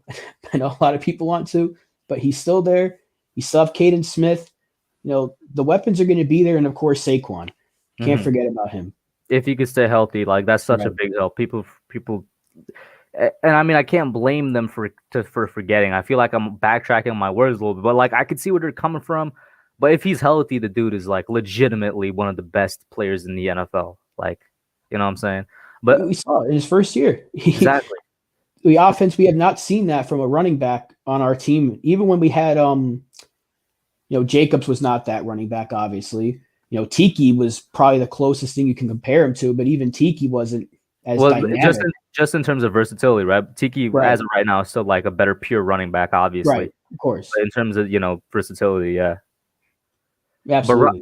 But Rob, let me get your last thoughts. It's getting to 11:30 here. I do have 2 more guests. It's going to be AP and then Alex from Big Boom the Browns. So I'm going to try and get a couple questions from them. But let me get your thoughts, your last thoughts. Giants fans, stay optimistic, man. We're going in a good direction, and subscribe to the hub. Thank you, man. Have a good one, Rob. Listen, man. You know what I'm saying? Manscaped, bro. Go over there, bro. Use the code. Anyway, have a good one, man. Have a good one. What up, AP? How you doing, man? I think this might be your first time calling in, bro. What's up? Yeah, what up, hub? So I'm going to put you in a pretty tough spot here because I've been hearing a lot about this Kyle Pitts stuff. So I have a scenario, right? So let's say free agency, we miss out all the receivers. No Samuel, no Galladay, no A-Rob, nothing, right? They get a veteran cornerback, right, to fill that CB2 position. So they go into the draft, right? All 3 receivers are gone. All 4 quarterbacks are gone. All 2 cornerbacks are gone, right? All in the top 10. So when we get to our 11th pick, who are you going? So are you gonna go okay. Let me recap real quick. Basically, we got no weapons in the offseason. Nothing. Right? All 3 receivers are gone. Both cornerbacks are gone. Yep. I'm still going Rashad Bateman. You're still going Rashad Bateman. Yeah. Because what you just said, no receivers in the offseason, that just made it even more desperate for me to get a receiver. Like but none at all in free agency. They could still go Pitts, though. He's the best. He would be the best playmaker available. Listen, if I go Pitts, I'm going wide receiver like almost immediately after, because we got no wide receivers. You're telling me no wide receivers in the free agency at all, man, bro. I think it's possible, but likely no. Like the scenario I just said is pretty unlikely. I just had to see. I just had to test how badly you hate Pitts. I don't hate Pitts. People question why I repeat myself so much is because of this. It gets taken out of context. Kyle Pitts is a great tight end. Kyle Pitts is a great weapon. Kyle Pitts is not what we need. It doesn't mean I hate the dude. You know what I'm saying? And by the way, I just want to say shout out to welcome to Big Pass Sports Talk again. And Joe, yeah, this was hilarious. All right, this was hilarious, man. But yeah, I don't hate Kyle Pitts, man. All right, second, right? I haven't seen this come up too much, but first off, I love Joe Judge, right? He completely revamped the culture. I don't know the C word. But I just have this down in my head that even though I see like us on a Dolphins kind of track, right, in terms of development, the league's gonna have film on us now, right? They're gonna have film on the 2020 draft class. I have faith in the coaching staff that they'll make it work, but I just want to know what you think about the adjustment from year 1 to year 2 for the draft class, because I think we're gonna. What do you mean by adjustment? Be expecting improvement, but it's like, I just have this down in my head that we're gonna have to see some adjustments made. I'm kind of confused by what you mean by adjustments with the draft class. All right, so it's like, so with the 2019 draft class, right? We went into the season expecting Slayton to take a jump, others to take a jump. That was the 2021. Obviously, that didn't happen. Okay, so it's like, I just want to know what adjustments do you think are gonna happen, because this 2020 draft class, the league's gonna have film on them, right? They're gonna get to know their tendencies and everything. We're going in expecting improvement. Oh, okay. I got what you're saying. You're asking what the rookies are gonna do in their sophomore year. Yeah. All right. So with Andrew Thomas, I guess I'll just go from top to bottom. With Andrew Thomas, I mean, there's only so much you could adjust to an offensive lineman that you're playing week to week. It's not like a skill position, so I think he'll be fine in terms of adjusting. Xavier McKinney, there's not that much tape on him, so I think he'll be fine as well, because of the injury. Let's see, who do we get in the third? Matt Peart. There is actually quite a bit of film on him, but once again, that offensive tackle position, I mean, that's week to week. That's something you adjust on, like, on a week-to-week basis, so I think he'll be fine. I think the coaching staff got that down. Darnay Holmes as a cornerback, I think, he'll probably have big adjustment, because a rookie cornerback alone is a big adjustment. It's one of the hardest positions to play at the NFL level, and he did a pretty good job his rookie year. I think that he'll be fine. Like, he was one of the smartest players in the entire draft class. I think Darnay Holmes, he's going to be fine. If there's I don't know if there's adjustments that needs to be made, because he's a slot corner. I mean, I don't know what to say in terms of that. And then after that, it gets into role players, except for if you consider maybe Tay Crowder, maybe he becomes something better. Where he's going to need to adjust in basically every facet of his game. He's going to need to be a better tackler, a better, a little bit more faster and agile guy in the passing game. I don't think Carl Coughlin and Cam Brown are going to have that big of roles, because we're hoping Zimenez and Lorenzo come back healthy. But yeah, that's about it. Yeah, okay. So now going back to the playmakers, right? I'm of the belief that, well, I don't really know, because I'm not a GM or anything like that, but I'm of the belief that the way Gettleman and this coaching staff are looking at it, they're seeing that Saquon's going to come back. They're going to probably put a heavy workload on him, right? So who was it you said? Saquon. Okay. Yeah, so I think they're going to put a heavy workload on him. So I'm not so sure that they're going to be looking heavily for playmakers. Like Gettleman said, yeah, we need to go for playmakers, right? But I think he's going to go like Curtis Samuel and some second rounder. What do you think what do you honestly think they're going to do with that playmaker, like, whole fiasco going on? It's hard to judge, to be honest with you. I don't know. Yeah. Right? It's too hard to judge. We're so early on in the process. I really think they might go draft, but I could be completely wrong. I think the only reason I think they might go draft over free agency is to save that money and try to get the defense back. But I guess I'll say that then. I think they're going to go draft. I mean, let me get your last question from you. I don't think I have any questions left. I just wanted to test the Kyle Pitts waters a bit. I am, bro. I appreciate it, man. Yeah. Thank you for calling in, bro. Yeah, anytime, man. Have a good one. So, guys, before I get Alex on here from Big Blue in the Bronx, all right, listen, because I saw y'all talking about the Manscaped in the comments. Listen, bro, this thing does not. They hooked me up with everything, bro. You know what I'm saying? We got the Reviver. You know what I'm saying? Got this right here is amazing. The light is shining in it. But since y'all were saying, somebody was saying that it cuts you, I got it right here. Okay. It's as smooth as day, bro. They literally made it so you can't cut. You could hear it. It's on. You could do, bro. It's not gonna cut you, bro. They made it so there's no way it. You see how hard I'm doing this? This is not cutting you, bro. This is legit. This is comfortable, safe, glides across your, bro. I'm about to do it on my arm here. Y'all can see that here, right? Right. Look at this. Gone. You see that, right? Gone, bro. Whoever was saying stop speaking cap, this is legit. You know what I'm saying? They hook you up with everything, bro.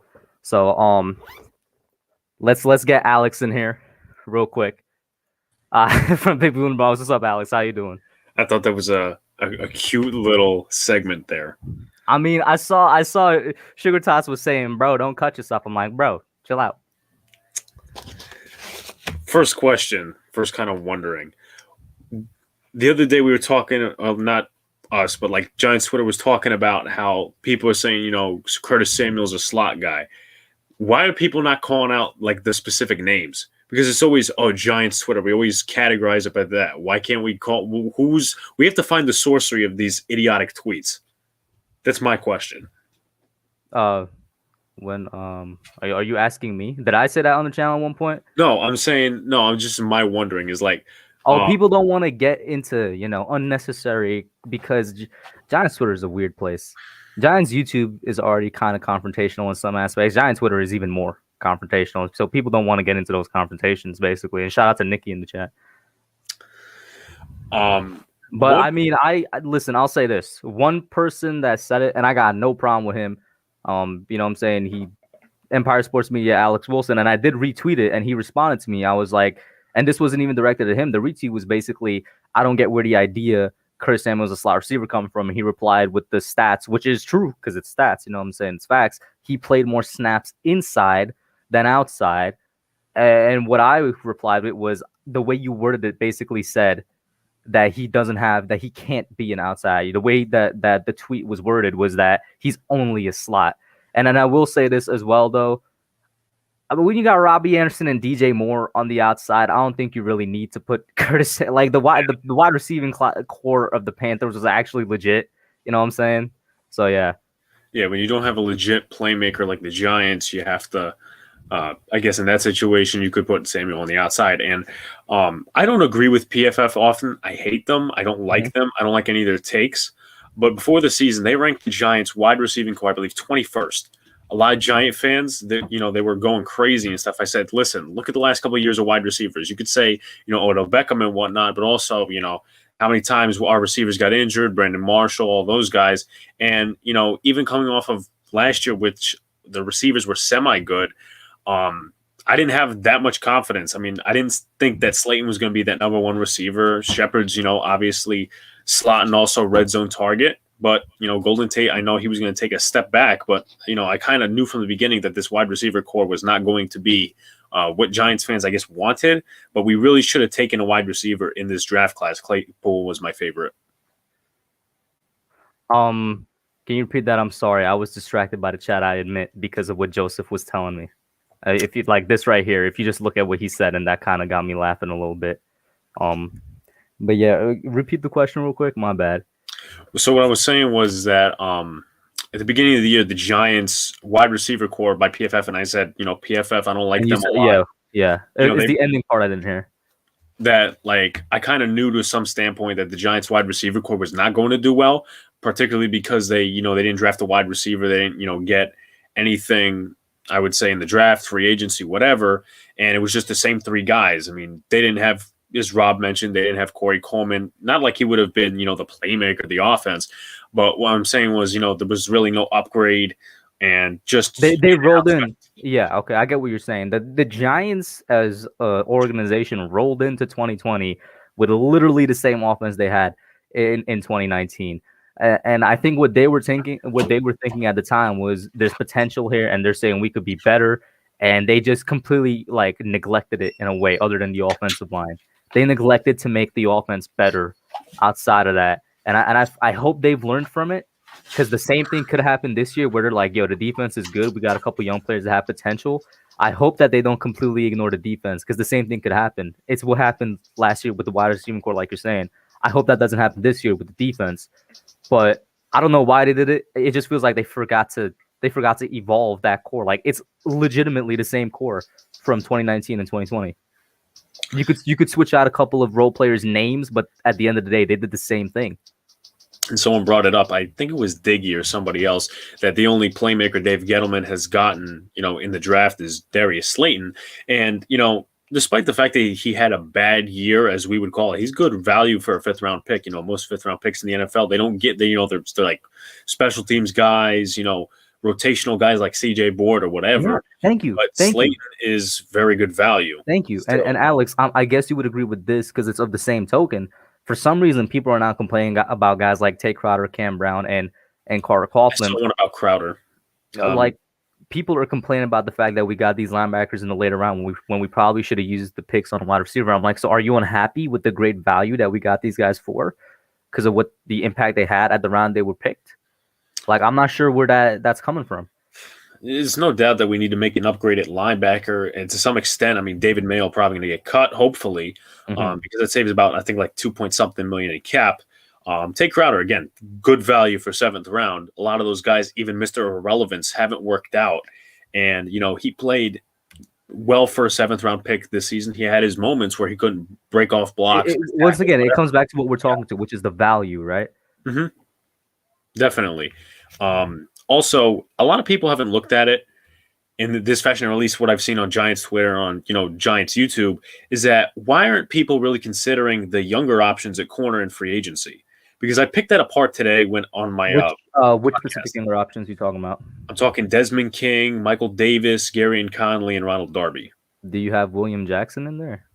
He is like 28, 29, so he's not on my particular list. Those 4 I mentioned are about 26, 27 years old. I think the reason people are not considering them is because we're probably all assuming they're going to get re-signed by their respective teams. That is true. Re-signing them would probably be better than franchise tagging them. And the point I made up on today's episode was that you take a look at a couple different corners around the league. You look at Conley, you look at Ronald Darby, you look at Pierre Desir. Pierre Desir had an awful year with the New York Jets. And a lot of these corners, I would say, like Darby, can't make the transition to the number 1 spot. Pierre Desir, once the Jets cut Trumaine Johnson, he was the number 1 corner. And Desir could not handle being targeted as much. Also, you have to take into factor, the defense. You take a look, and Giants fans, including myself, wanted Ronald Darby in 2019. Signs back with the Eagles, injury-plagued defense, what have you, and he doesn't perform well. Signs with the Washington football team. Statistically, he's good. And what happens on the Washington football team? They win the division, and the standout is the defense. Not just the secondary, but the pass rush as well. And one of my Washington fans that subbed up to me, King Sean, when I was having a debate early, mid-season time, when I was hyping up James Bradbury as the best corners in the NFL, he brought up Ronald Darby. He's like, yo, look at the season Darby's having, and he's having one of the statistically best seasons in the NFL right now. Yeah, it probably goes a little bit under. Obviously, one of the best defenses in the NFL, but he's a number 2 corner. You're not just going to look at that like you would Kendall Fuller, because Kendall Fuller actually, I'm pretty sure, had a good year as well. Probably why the secondary succeeded. But yeah, Ronald Darby, as I said, I would not, and this transitions to something else I wanted to bring up, is that if the Giants go into free agency, they select Corey Davis or Curtis Samuel. And a lot of people have been talking about doubling up on wide receivers. And say they, do that. I would not, let's just say Jalen Waddle is on the board, and that's the only wide receiver I would really do it with, not necessarily Devonta Smith or Jamar Chase. But when it comes to, Jalen Waddle, I would take Surtain or Farley over him. Really? Okay. Yeah, why? I feel like there's better prospects, better depth at the wide receiver position in this draft, because you take a look at, they're good 2nd round options in Tyson. So Campbell. Does that mean you have Waddle as your 3rd guy then in the rankings? As far as wide receivers, yes. Okay. As far as wide receivers. And I feel, again, there's also good prospects at cornerback in the 2nd round, like Tyson Campbell, I think his name is out of Georgia, and Stokes, and also another one, Aaron Robinson as well. There's quite a few guys in the 2nd round, actually. Yeah. And I feel that the wide receiver, room is more deeper, or, for lack of better words, Terrence Marshall, Monroe St. Brown, even the later rounds, Tamori and Terry. So I would take, at least in that situation, Giants get Samuel, the Giants get, or Corey Davis. I would take a corner, Farley, or what's his name, Pat Certain. And then let's just say if the Giants trade down to like 20 with the Bears, I would take J.C. Horn in that position. But obviously, you're still using your first round pick. Second round, you get Marshall or Amon-Ra St. Brown. So with the Bears, that's pretty far, but I'm guessing you're just throwing that out there as around a general position, right? Yeah. I'm guessing we get an additional mid-round pick as well. Yeah, in that position, most likely. So I'll ask, why would you go Horn over, say, somebody like Tony or Moore, or maybe Bateman's still there? Like, why would you go Horn instead of one of those guys? That's a good point. I actually never really thought about that. I would actually have to reconsider my options there. But also, again, depends on who's on the board in that position. I'd probably take Bateman over Horn. Tony, I would consider, but he did impress at the Senior Bowl, so I'll take that up, obviously. But once again, the wide receiver room in terms of the draft is, in my opinion, more deeper than the cornerback room. And I think the Giants. That's where we differ a little bit, but it's not. I'm not about to get into argument with that because I think it comes down to subjectivity. I think the corner room is actually a little bit deeper, or at least when I was doing and this is a while ago. I have to start doing my research for my second mock draft, but when I was doing it for the first mock draft, I was genuinely surprised about how many corners I was like I could legitimately see us getting in both the second and third. Like even guys in the third round, like Greg Newsome out of I think he's out of Northwestern. He's somebody I could see us picking up, and I'm like, I got no problem placing him at the second cornerback spot at all. So like the corner, like I said, it comes down to subjectivity, and this is to this chat out there to Giants fans. Don't sleep on the depth of the corner room as well. Yeah, I wouldn't, just as a general topic, I wouldn't sleep on, good talent. I wouldn't sleep on necessarily anybody because there's Giants fans out there that are mainly, I would say, closed-minded towards first-round wide receivers or even, first-tier wide receivers in free agency like Galladay. Listen, everybody wants to get Robinson and Galladay. Does not mean they're going to come here. I mean, their priority just because we're saying it does not mean, they're going to come here. No, they have other options. They, Allen Robinson said on the radio, I think it was yesterday, that he would consider all options, including going back to Jacksonville. So that's definitely something that Giants fans, I guess, have to take. But once again, when you're talking about the draft, it's a crapshoot, and you could get late round talent. So it's not just the first round, it's over. No, second round, third round, fourth round. Again, if anything, this draft class of 2020 has showed us that lesson. Ty Crowder, Carter Coughlin, late round talent that contributed well in the field for their value. So that's what I have to say about that. Just don't hold it to first round. Accept all the rounds and see what you got. It's up to the coaching as well. Completely agree. I want to get Simon Z's comment here because he commented a couple of times. I'm going to get your thoughts on it as well. He says Pitts is 6'6", 240. Ingram is 6'3", 240, and he's questionable at tight end. Pitts' frame is not tight end in the NFL. Why are we sticking him at tight end? I'm going to let you take this first. That's interesting. I know he was stuck on the outside a lot. Also in the slot, a lot of people, everyone differentiates, and I was talking about this. Everyone differentiates about the reports. Like Draft Network has one report. I think Big Blue View had another report talking about blocking skills and whatnot. Pitts is not the greatest at blocking. See, and someone else brought up the point of, we don't have to replace Evan Engram or Caden Smith. New England has a 2 tight end duo. But the thing about the 2 tight end duo is both of those tight ends and Aaron Hernandez and Rob Gronkowski can block. Mm-hmm. These guys can't. Neither of these guys can block. And also, George Kittle is like 240 as well, Simon Z. If you to bring up your frame argument, I guess. I mean, George Kittle's 240, and he's pretty good at blocking. Right? He's either 240 or like 250, one out of two, but that's pretty close to the frame. You know what I'm saying? 5th round pick. So that just tells you, I mean, I haven't necessarily done my homework on tight ends. I know there's one in like the 2nd round. I know Pat Fryermuth from Penn State, he's another option. But again, I would probably take a corner or wide receiver in that spot. But yeah, I would say late round tight end. And again, they have to block. This is not just. You could find a tight end. Like, I'll keep going back to example for like TJ Hawkinson and Noah Fant. Like, they're good tight ends. Are you taking them where they were taken that high in the 1st round? I don't think so. Like, TJ Hawkinson, wasn't he 11th pick or something? He was close to it, I remember. Yeah. If I'm not mistaken, that was around the Bengals spot or the Steelers spot, if I'm not mistaken. Somewhere around there. Somewhere in the and he's good. But I don't think anybody's going back in that draft and saying, yeah, I'm taking him at that spot again. I think New England could take him, honestly. Yeah. get dropped to 15, and now they get a decent playmaking tight end. But again, just this is not in the first round, and obviously, again, going back to other points which would contradict my point that I was about to make. You got late round tight ends, but for it to be a tight end, for it to be a great tight end, I guess at first round value, you have to block, you have to catch. Pitts can only do one of those things, and that's what really has pushed me away from him. And Simon Z is basically arguing why they should, if they take him, they should put him at as wide receiver. My thing is, if I'm taking Pitts at 11 and I'm putting him to play wide receiver, I don't think he could match up against one-on-one against number one wide receivers, which is why I think if we take a wide receiver at 11, one of those guys probably has a better chance matching up one-on-ones against one of those cornerbacks than I think Kyle Pitts does. See, what everybody talks about with Pitts and before with Engram and how many years ago this argument's still going on when people don't even realize it.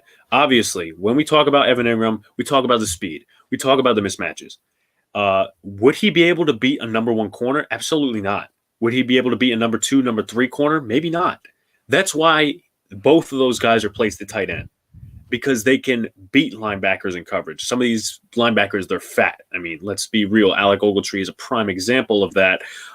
But again, they create mismatches with linebackers. They don't create mismatches with cornerbacks. Evan Engram could not, in different cases when he was placed on the outside, could not get separation among, a number one, number two corner. That's why they're tight ends for a reason. And I get a lot of people's different arguments about talking about, wide receiver, you guys are just closing it down to, playmaker means wide receiver. It could mean tight end as well. Yeah, we know that. But, Pitts, I don't think is an option at 11. I'm moving off that. I was for it at first, but then I started reading scouting reports and doing that stuff. And I'm like, no. And people are saying he beat cornerbacks at Alabama all the time. Big Pat Sports Talk and Simon Zeta are saying this, he beat double coverage. I'll continue to say this. He's not beating NFL level number one cornerbacks. He's probably going to be a good number two receiver because I really do think, he's a pass catcher. That's what he is. He's a pass catcher playing tight end. So if they move him out to wide receiver, he's going to be a great number two wide receiver. He's not beating number one cornerbacks, man. I don't see him beating number one cornerbacks. Jalen Ramsey. You know what it kind of reminds me of? Chase Claypool. The thing is, though, Claypool had a number one receiver, or he had not necessarily number one, but he had a receiver that took attention away from him in Juju, which is why he was able to beat whether they would or not.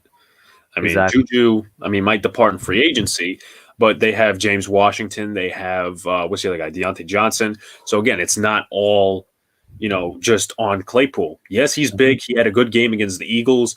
One of his first big plays in the NFL was that one deep ball against James Bradbury, I believe it was, on opening night.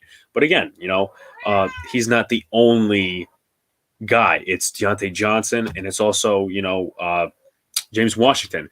And in that case with the Giants, if you were to place Kyle Pitts, as a wide receiver 1 or 2, and you don't build around that, you just have Shepard and Slayton or Tate or whatever. But, they have to have talent around. I want to say, Justin Humer, shout out to the $2 super chat. This is another guy I forgot to mention when I was talking about cornerback depth in the second round. Ifitu Milfonu, I'm probably completely mispronouncing his name, but second, third round corner, would not mind at all if we take him at one of those right there. He's another really good corner, and that's why I love the cornerback depth this year. But that's a good one to bring up there. I think he's out of Syracuse, if I remember correctly. Yep. But that's another good guy. Like, what I'm saying? Like, I don't mind, going. I'm really starting to lean. What I want for the draft is wide receiver and then corner. That's where I'm starting to lean, to be honest with you, or corner then wide receiver. You know what I'm saying? Because I think that, the Giants really, they just, with the scheme as well, they're not going to be prioritizing edge high. I kept saying it a couple of weeks ago when they're saying, oh, go edge high. Obviously they don't have, meaning the draft, they don't have at all the talent. Greg Rousseau is the best they got, and that's not very, Jalen Phillips. Joseph been killing it tonight with the jokes, bro. Evan Engram would. He's not good with handling, he's not good with handling the football. I can't imagine he'd be good with handling any other one. That's funny. Anyway, I forgot the last thing I was going to say, but I don't think they're prioritizing edge early. I knew this. I think Giants fans started to realize it. With the talent they have on the field, with the scheme and Patrick Graham being the defensive genius, they're not going to go out and get high edge talent, either They can free survive. agency or the draft. They can survive with that. I mean, as you get a number 2 corner. In that case, you know what's going to happen is you'll have less need for a pass rush. Is what I'm trying to say. I completely agree with you, Alex. You're preaching to the choir. I've been saying it like all off season long. We could survive without an edge rusher. Don't focus on an edge rusher too much. We'll do fine without them. Get the other parts of the defense. And a lot of that has to do with the fact that we got some guys that are serviceable, and there's nobody in the offseason that's worth it to go after like that. And I completely agree with you. It's what I've been saying all the time. But let me get your last thoughts here, Alex, and then I'm actually going to close out the stream, man. Just last thoughts. Basically, my mentality is the same as yours. Wide receiver, cornerback, 2 prime needs, I would say, definitely for the Giants. I mean, I don't usually self-promote, but I'm going to retool my content over the next week and a half. I've gotten some advice from outside people saying, what I need to do. So, subscribe to the YouTube channel. I'll be, updating YouTube and, trying to get more followers and subscribers along the way. Hub, thank you for having me on. No problem, guys. Go over there, check out Alex's channel. I think Joel dropped the link earlier on. Have a good one, Alex, my man. Thank you for coming on, bro. Thank you, Hub. All right.